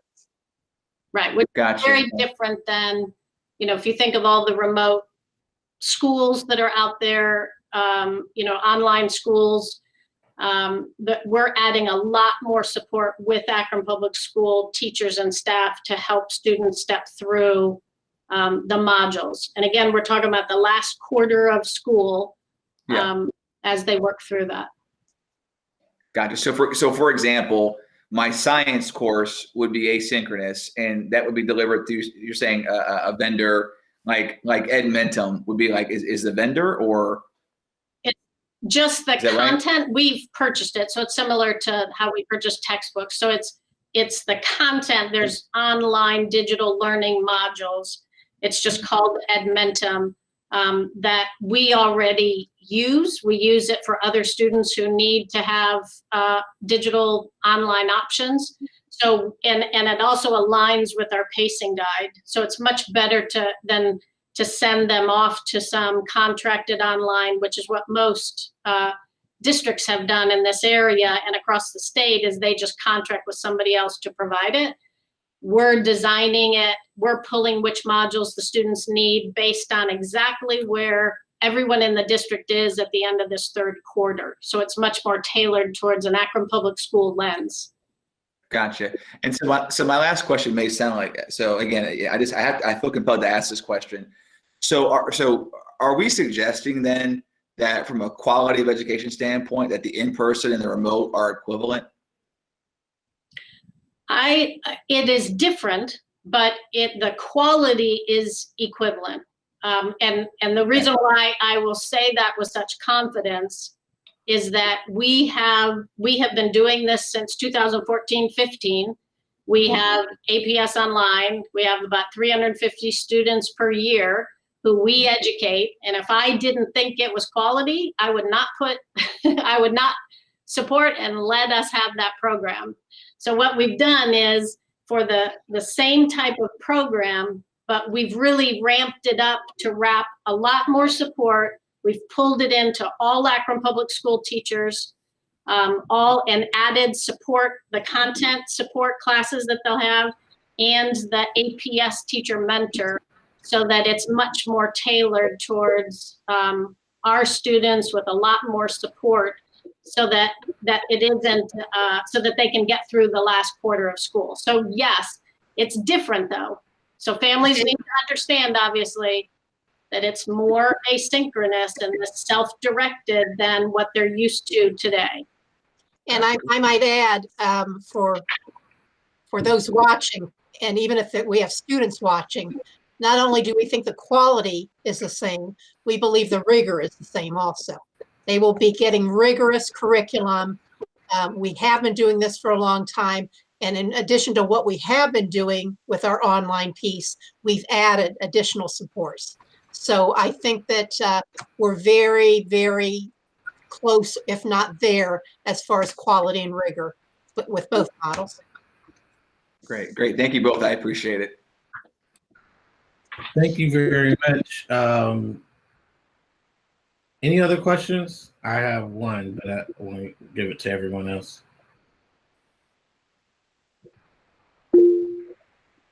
Ms. Autry. So we're still talking about middle and high school, correct? That was just middle school. We're going to talk about high school right now. Would you like us to move on to that before you ask any more questions?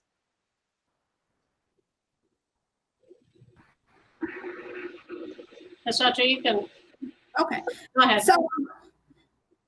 So with the middle school, will there be the possibility that I guess a teacher would be teaching students from different schools as with the elementary model, or not? Yes, it'll be very similar to what I described at elementary, because we will staff it where we'll look at all the middle school students across all the middle schools and put together an English class and a math class. So there may be some students from different schools together in that class. Okay. So this is a comment or a question that you might not be able to answer. Being from the Buchtel cluster, I'm thinking about new tech. And I'm thinking about how a teacher is going to grade the way new tech grades. Because for those of you who don't know, Buchtel has a whole different instructional model called new tech. So I know it's going to be a challenge, I guess, when you're trying to, I guess, get those schedules together.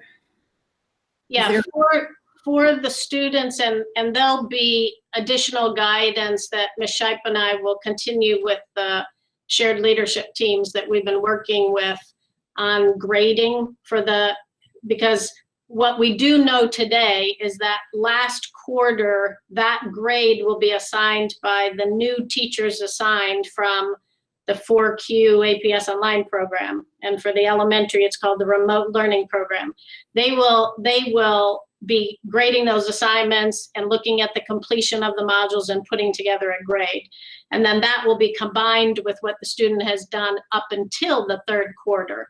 And we'll put guidance out. The staff, if there's any staff listening, they now have 533 questions about that process. And we'll put out a guidance document like we always do that will outline what that looks like and how that will work. And we'll take into consideration the unique Buchtel New Tech, the IB middle school program, that came up today at Litchfield. So there's those unique programming that will work out as to how the grades will be combined. Thank you very much. Any other questions?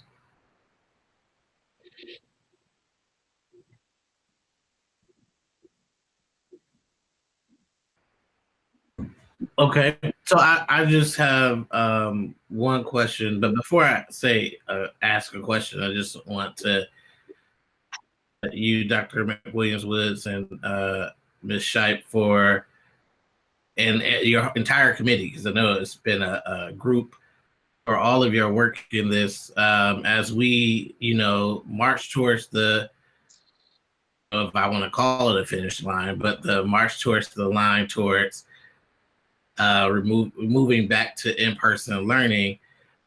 Very clear that you consider a lot of, complexities of this. So I have a question just about the asynchronous. Probably aren't using that word when you send it out to parents, but I just wanted to thought about maybe using. I know in the first plan we had the word self-directed, and people. I don't want to say they ran for the hills, but they definitely let us know that they didn't like that. I think it's people understand what self-directed is. I think it's more questions when you use the word asynchronous. So I just wanted to put that out there. Also ask a question, so I apologize.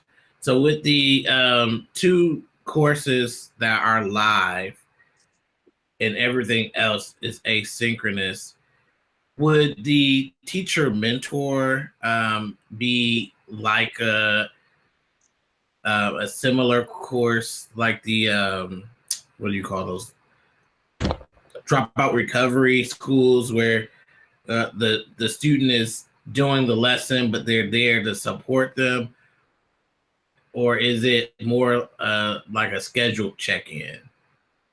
So how is the check-in process working? Yeah, it's more a support to the student, and if Mr. Black wants to chime in to talk about that, because we do have teacher mentors serving in that role, or Mr. Hatcher can jump in as well. We have mentors similar in that role that already in the district with our APS Online program, although the Akron Public School nature of how we're choosing the curriculum and the learning modules that they're working on, and then they'll be providing not just scheduling and not just looking digitally to see how they're doing. They'll actually be meeting with the students saying, how are you doing in that science class? Let's talk through, where are you getting stuck? What kind of support do you need? And all of that, and then getting, if they're not a science expert, then they'll make sure that they get them into one of those content supports to be sure they're getting the help that they need. Mr. Black or Mr. Hatcher, did I do okay with that response, or do you want to add anything about that mentor role?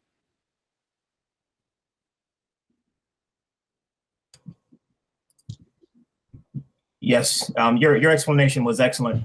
One of the things that we are doing, that we've always done in online environment, is provided our students with a mentor. So that match, once we get the survey completed, will happen for all online students. One of the things that Ellen and Ms. Scheidt had also mentioned was providing students with a certified licensed teacher. So you've heard some models where we're trying to free up staff members to allow in English and math that direct instruction to occur. And then there's also some areas where we will have some additional certification to provide families who choose remote learning an opportunity to put them with a properly licensed and credentialed staff member. And that's what makes our model much more superior than anything that you'll see across the nation. And the other thing that we've talked about is if a student really struggles with math, for example, that's consistently been their problem, for science, for example, then we also will have the flexibility to look at those mentor teachers, because they're all Akron Public School teachers. And if that's their strength is science, we can make sure the students get linked with that teacher. So it gives us a lot of flexibility rather than just kind of assigning them to a program where there's not as much wiggle room in terms of how we do the match with the mentor. And I wanted to underscore what Mr. Hatcher just said too. In addition to the mentor teacher, this model, I believe, is superior because we also have in the building content teachers that will be touching those students every week. In addition to, and you'll see in the high school model, even an additional time for high school students to get those teachers support from the buildings. Thank you very much. Any other questions? All right, so I think you can move on to the high school version. All right, so I won't go over the entire rationale again because we have the same rationale for supporting our students and staff within the buildings that we considered in developing the high school model. Because the high schools are, again, so much different, and we're talking about many offerings at the high school level, and we have college and career academies at the high school level, different licensure area for the teachers. So we have to customize the model around that type of thing, and while still supporting our students' individual needs. And so Ellen is going to go ahead and go over the high school model. So the high school model, you know, the structure is very similar to the middle school, except all of the coursework is in that asynchronous model. Because when you look at high school schedules, and again, this is where the complexity of trying to basically duplicate all of the teachers with the licensure and the expertise for all of those specialized courses that we have. You know, if I could clone all of our teachers, then that would be the best way to do this last quarter. If I could just duplicate them and put them into the remote and keep them so that all the families who choose in person are also super happy because we haven't disrupted all of their schedules or taken courses away that they couldn't finish because we couldn't replicate them in both places. So the high school version is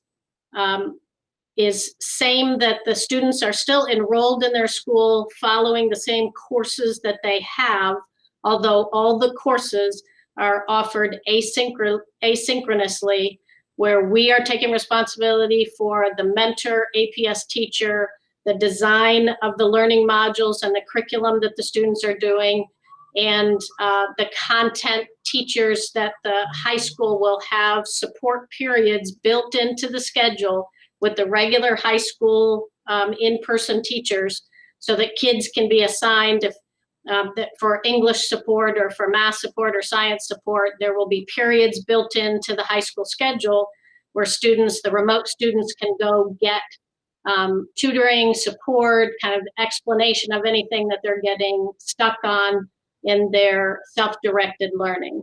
And Dr. Akbar, yes, we will absolutely use typically we put self-directed in them parentheses, we put asynchronous, just because that word is really popular out in the education world across the country right now. So we're trying to introduce that concept, but we will definitely use self-directed as sort of the key term for everything on the website for families and all the information we send out. So, and then the same thing, students can make the changes to go from remote to in-person the one time during April 12th through April 16th. And then if you're in person and want to go remote, you can make that change one time during that last quarter. So that's the same across all grade levels. And Mrs. Autry, with high school as well as with middle school, we are going to be taking a look at those IB courses and the new tech and all of that type of issue in the next few weeks and addressing those. So the design of this, just so you know what will happen over the next 3 weeks, is teams of teachers will work with all of my curriculum staff under Karen Gijic's leadership to identify those learning modules and the additional assignments that will be put in Google Classrooms for students. And we'll have that all prepared kind of parallel as families are filling out the selection form so that we can then know exactly which students in which courses do we need to how many students in each course to develop these courses kind of at a district level. So all of that will happen. And we've done this in summer and other programming. So my staff gave me a huge amount of confidence that they can pull this off in a short amount of time because they've already done it with a lot of the courses that we currently have. So it's really just kind of fine tuning some of the remaining courses that we have in our menu of courses. And that is the model. So we're done with our content. So any other questions about the high school or any of the grade levels? Right. Any other questions? I see Dr. Hall. Anyone else in the chat? Dr. Hall? Yeah, thanks, Mr. President. Appreciate it. So my question is actually about Akron Early College. So let's make sure, because I don't. So I guess the question I've got is, when are they going back? I guess in person. I know that some of these students, especially the students, they've got classes that are on the campus, and there's probably a person that governs that. But just for clarity's sake, I guess I'm trying to wrap my head around what we're doing with the Akron Early College kids, because I know that in the calendar that you just showed previously, like you build a weekend for for teachers to get back in, but the Akron Early College kids wouldn't need that per se. So I guess I'm just trying to figure out when are they going? Like, what's the plan for Akron Early College kids? Right. That's actually an excellent question, because we do have both Akron Early College High School and the STEM High School that are on the university schedule. So they're a few weeks ahead of everybody in terms of when their third marking period closes and when their school year closes. So we met, Mr. Black scheduled a meeting this morning. We have been meeting all morning with all the principals, going through the models, looking at where we're gonna have to make some unique shifts in terms of all the dates and when, not necessarily when all the staff return, but what that's going to look like in the context of these university courses. We also need to look at class sizes because some of that is a little bit different, because when we're on campus, like for example at the Akron Early College, we also have to follow the University of Akron rules.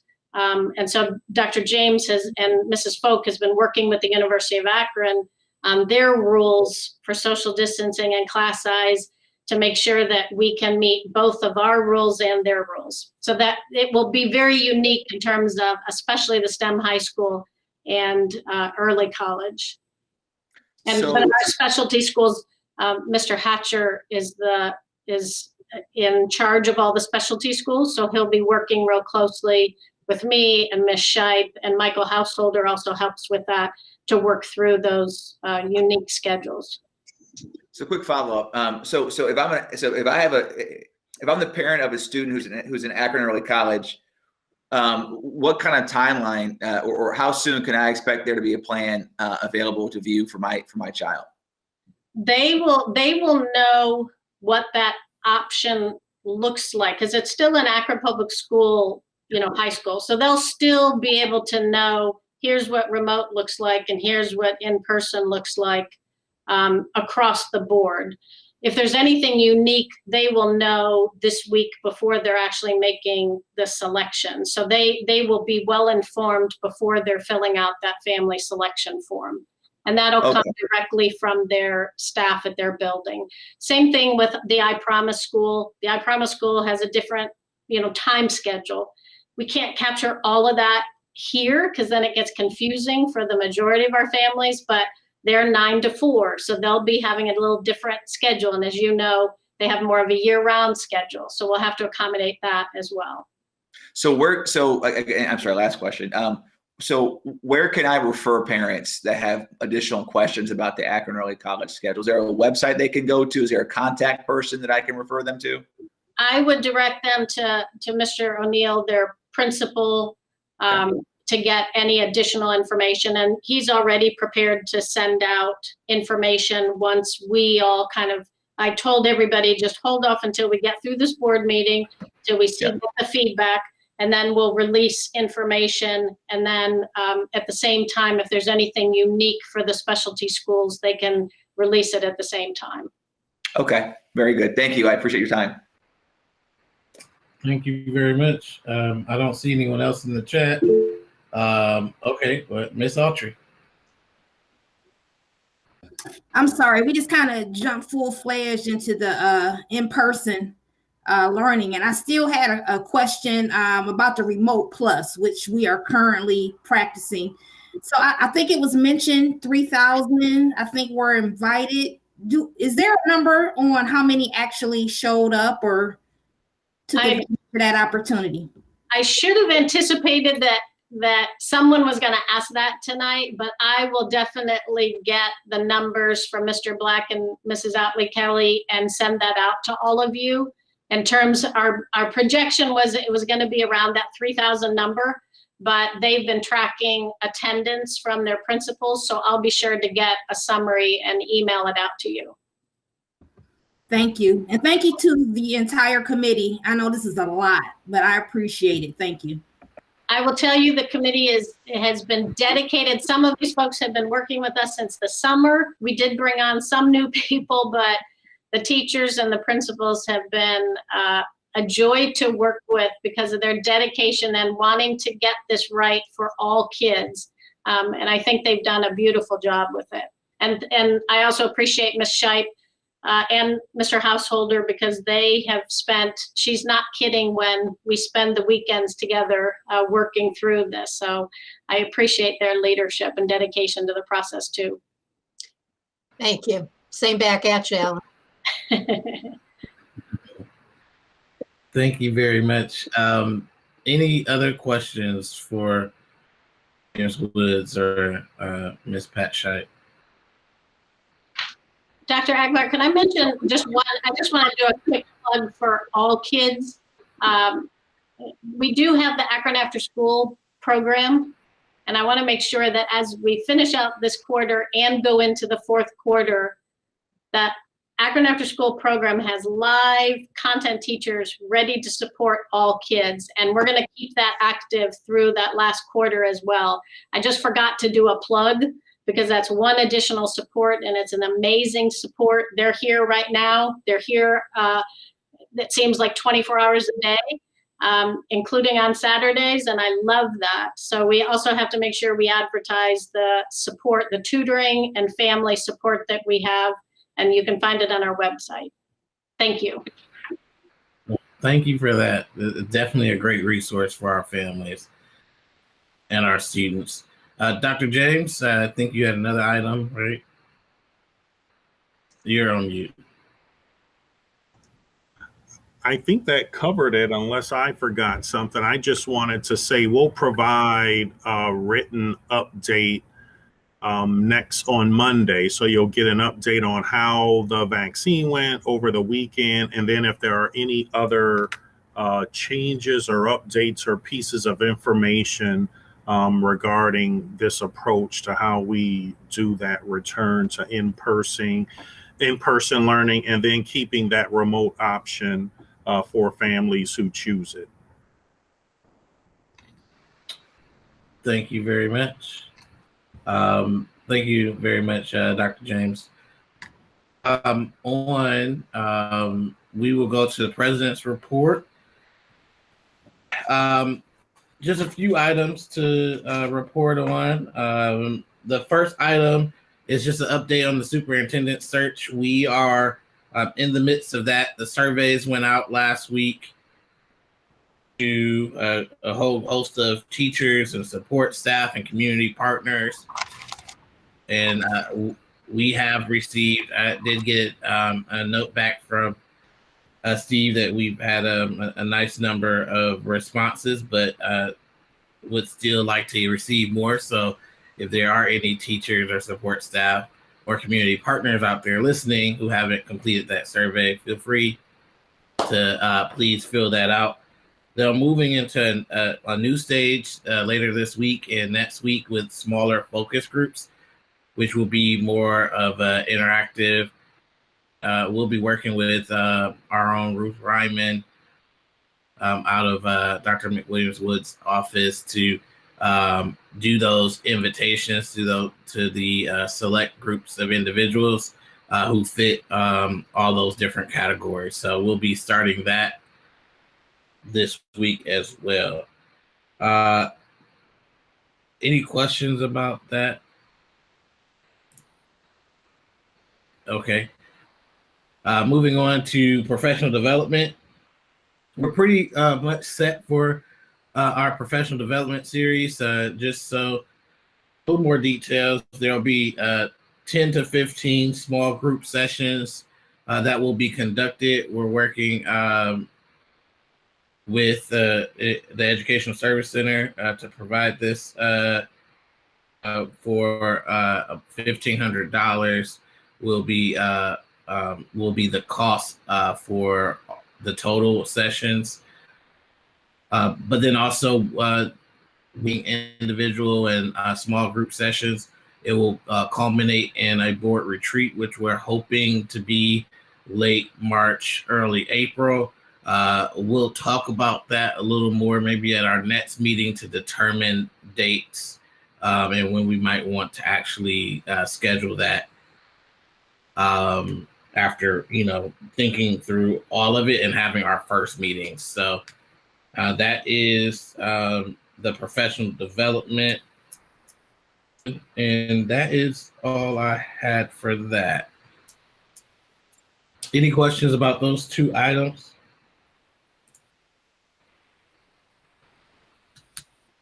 Hearing none, we will move to the Treasurer's Report. Mr. Pendleton?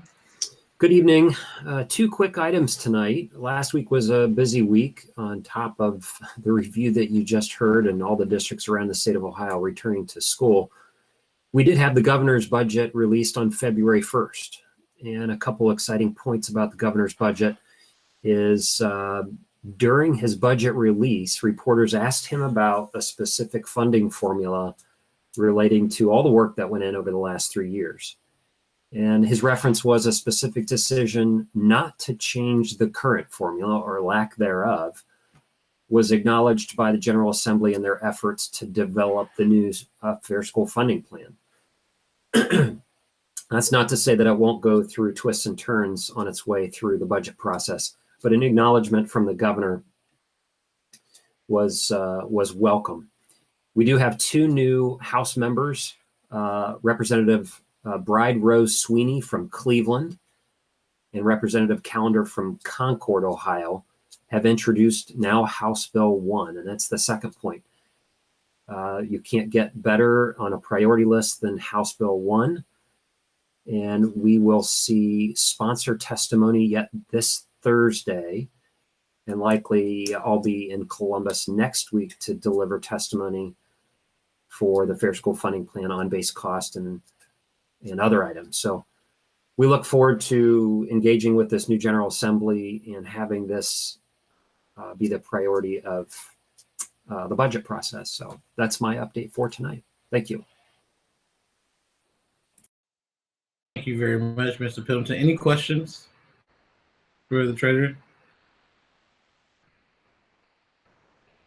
Okay, hearing none, we will move to committee reports, legal contracts and board policy. Mr. Alexander.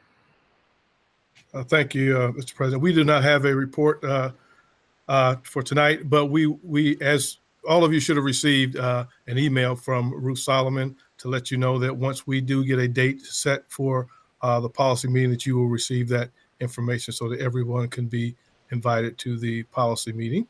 So I want to just make sure that everyone knows that when that meeting is scheduled, everyone will get an invite. Thank you. Thank you very much, Ms. Alexander. On to finance and capital management, Mr. Bravo. Yes, we also had some technical difficulties last week and needed to cancel our meeting. So we actually have rescheduled that for Wednesday, the 10th, and we'll have a report at our next meeting. Thank you very much. Appreciate it. And we'll go to instructional policy and student achievement. Mrs. Mansfield. We have no report tonight. Our next meeting is scheduled for next Tuesday. Unless my committee members want to share anything in particular, I would open that up to them. Autry or Mrs. McKittrick? No, I think we have most of ours from Ms. Shipe and Dr. McWilliams-Woods. Thank you. Okay, perfect. Thank you very much. Moving to the last committee, the Equity Committee, Dr. Hall. The last committee, but certainly not the least committee. And so there's a little humor there at the end of the day. Yeah, so we have our first committee meeting scheduled. And so looking forward to getting started with that. We have a lot of work to do. I think this is going to be a lot of fun and very fulfilling. So definitely looking forward to it. Thanks, Dr. Hall. That concludes our committee reports. We'll move on to a new business, as there's no unfinished business. The only item in new business is the naming of the new community learning center in the Kenmore Garfield area, which is the last school we are building under the previous plan. And so I wanted to open it up to the board to hear thoughts around whether or not we support charging the superintendent to review the name of the building, report back to us at our last meeting in April. So comments or thoughts? I see Mr. Bravo, then Mrs. McKittrick, and then anyone else can line up in the chat. Yeah, thank you, Mr. President. I guess maybe, and just for a recap, maybe it would be helpful too if we get an update, just sort of where we are in that process and what we think the next steps are at this point, just so that we're all starting from the same page as we kind of give you our thoughts. And Mike, previously, that was a very emotionally charged process when that decision was made to close what was Kenmore High School, as all of you know. We did a lot of community meetings. We had a lot of community discussions. We were out in auditoriums that were absolutely packed with people. We had open mics for people to come up and share their thoughts and their concerns and their worries. And when Kenmore Garfield actually came together, and most people also know that typically when we've hyphenated those names, at least recently, even with Harris Jackson, it was just done alphabetically. With Kenmore Garfield, it was actually done in the reverse, just to give Kenmore something, because their community, and they're a strong community of 20,000 people in this city, a strong neighborhood of 20,000 people in the city who lost a piece of their identity. And so their name was put first. But we always kind of said that we would come back to this question, to this conversation, and that we would rely a lot on the students too, because it's their school. And we would also take into account, of course, the community and alumni and other stakeholders, but that we would also involve the student body. And so I would be curious just to kind of know where we are and what we think the next steps are. How do we sort of honor that previous plan, or those previous sort of commitments, that we will listen to you and we will hear what you have to say when it gets closer and when it's time, because that community is going to probably be looking for that. So I'm just curious. Well, thank you very much, Mr. Bravo. Before we go to Ms. McKittrick and Mrs. Mansfield, the first thing is that one of the things we have different now is that we have a commemoration policy that we as a board just passed even a month ago. And that policy is guiding our process now. And the first step any of our buildings or doing any commemoration is for the board to decide to charge the superintendent to make recommendations around the commemoration of a facility. And so that's what this conversation is for, to decide if that's what we want to do. If we decide not to do it, then the name stays the same.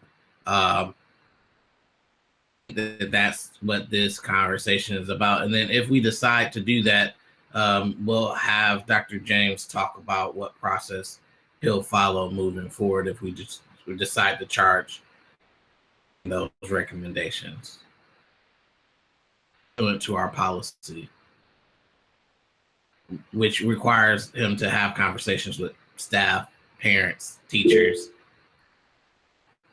just to remind everybody of the policy. I know Bruce and I spent probably the most time in that policy, so we can almost spit it out verbatim.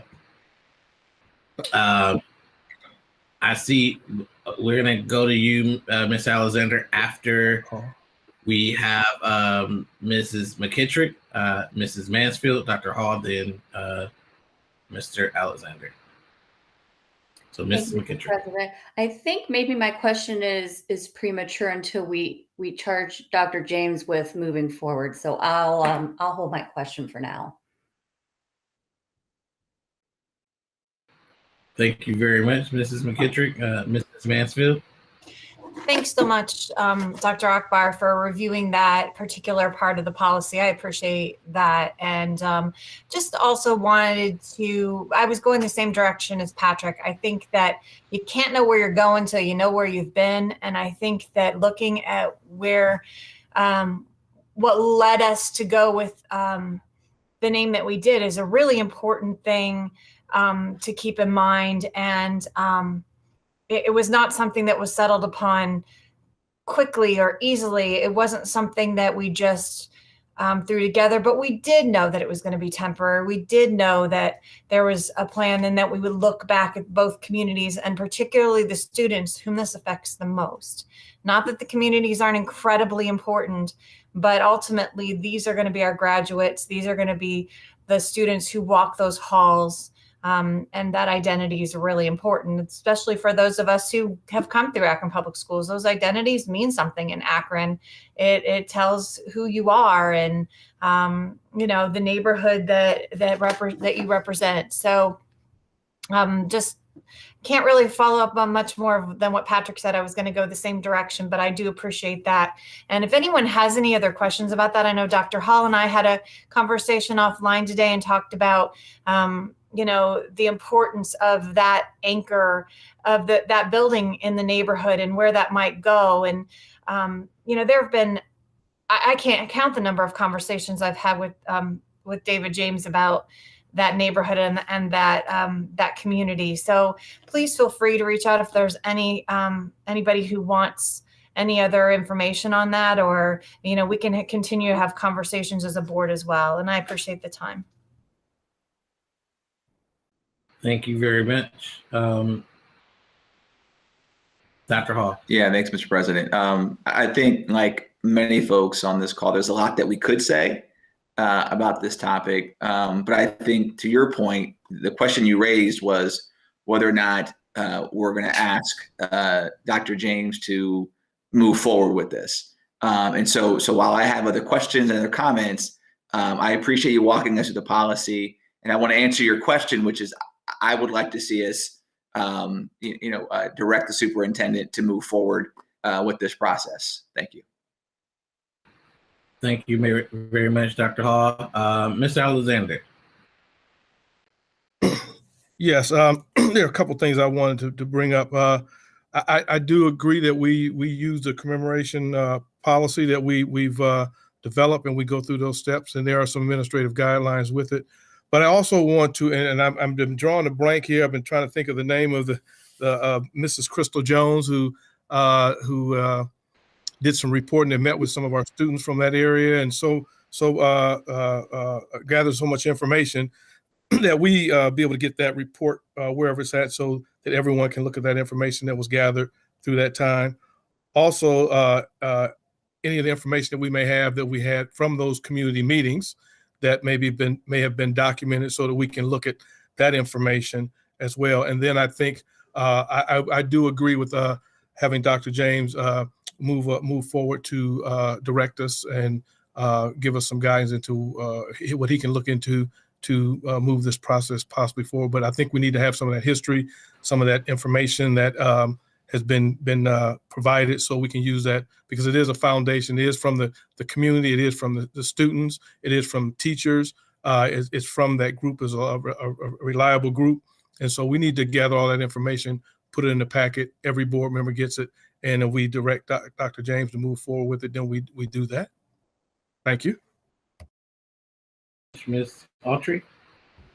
Thank you, Mr. President. I would concur. I agree with allowing the superintendent to move forward with this process. I do just want to make the comment. I think it's very, very important that the community is a part of this decision making, because after all of our buildings are CLCs now, community learning centers. So even though I value the student input as well as the communities who are ultimately in these neighborhoods with these buildings.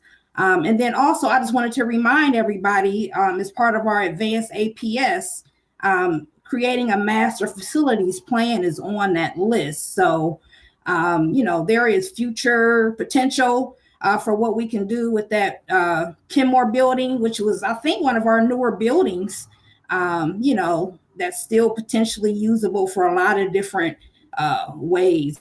A very vibrant community that I spent a lot of time in over the last few years. So I just wanted to make those comments, and thank you.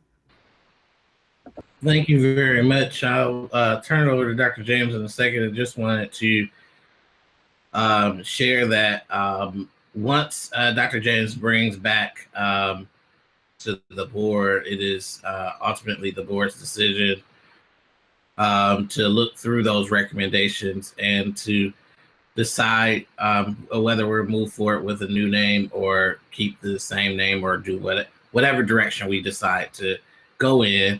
And we can actually accept one of the recommendations or create a new one of our own. So just based off those recommendations and the information we gather, just wanted to put that out there about the process since Mr. Bravo mentioned about the process. James. Sure. So if it's the board's pleasure, I can actually start as early as tomorrow in talking with one group who's done some community engagement work in that community in particular, and start that process of seeking some public input along with student input, input from, I think, all the stakeholders involved in terms of a path moving forward. And then report that back to the board. Thank you very much, Dr. James. So I believe from what I am gathering from a consensus in the room that would like you to move forward with making those recommendations. I'll just add that I think it'll be advantageous for the board if we had those recommendations by the last meeting of April. Yes. Okay. There's comments or concerns about this new business item? Okay, thank you very much.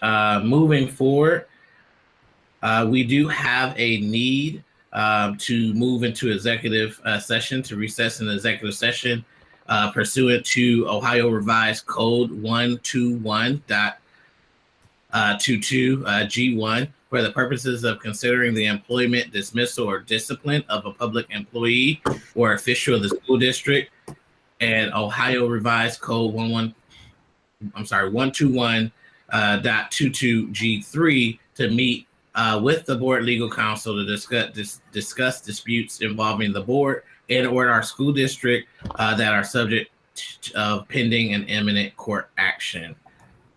I will accept a motion to move into executive session. So moved. Second. Okay, it's been moved by Mr. Alexander and seconded by Dr. Hall to move into executive session. Mr. Pendleton, roll call, please. Mr. Alexander? Yes. Ms. Autry? Yes. Yes. Mr. Bravo? Dr. Hall? Aye. Mrs. Mansfield? Yes. Mrs. McKittrick? Yes. Dr. Akbar? Thank you. Yes.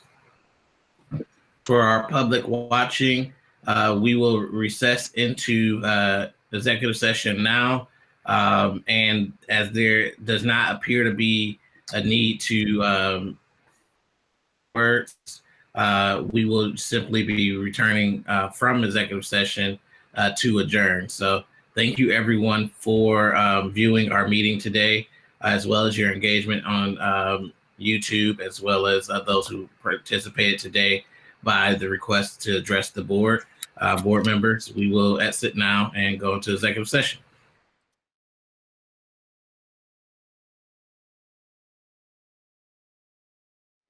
Thank you very much.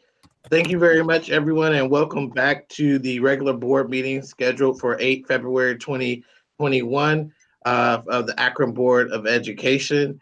We just returned from executive session as there is no additional actions needed to be taken.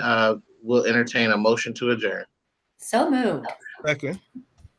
Thank you very much. It's been moved and properly seconded.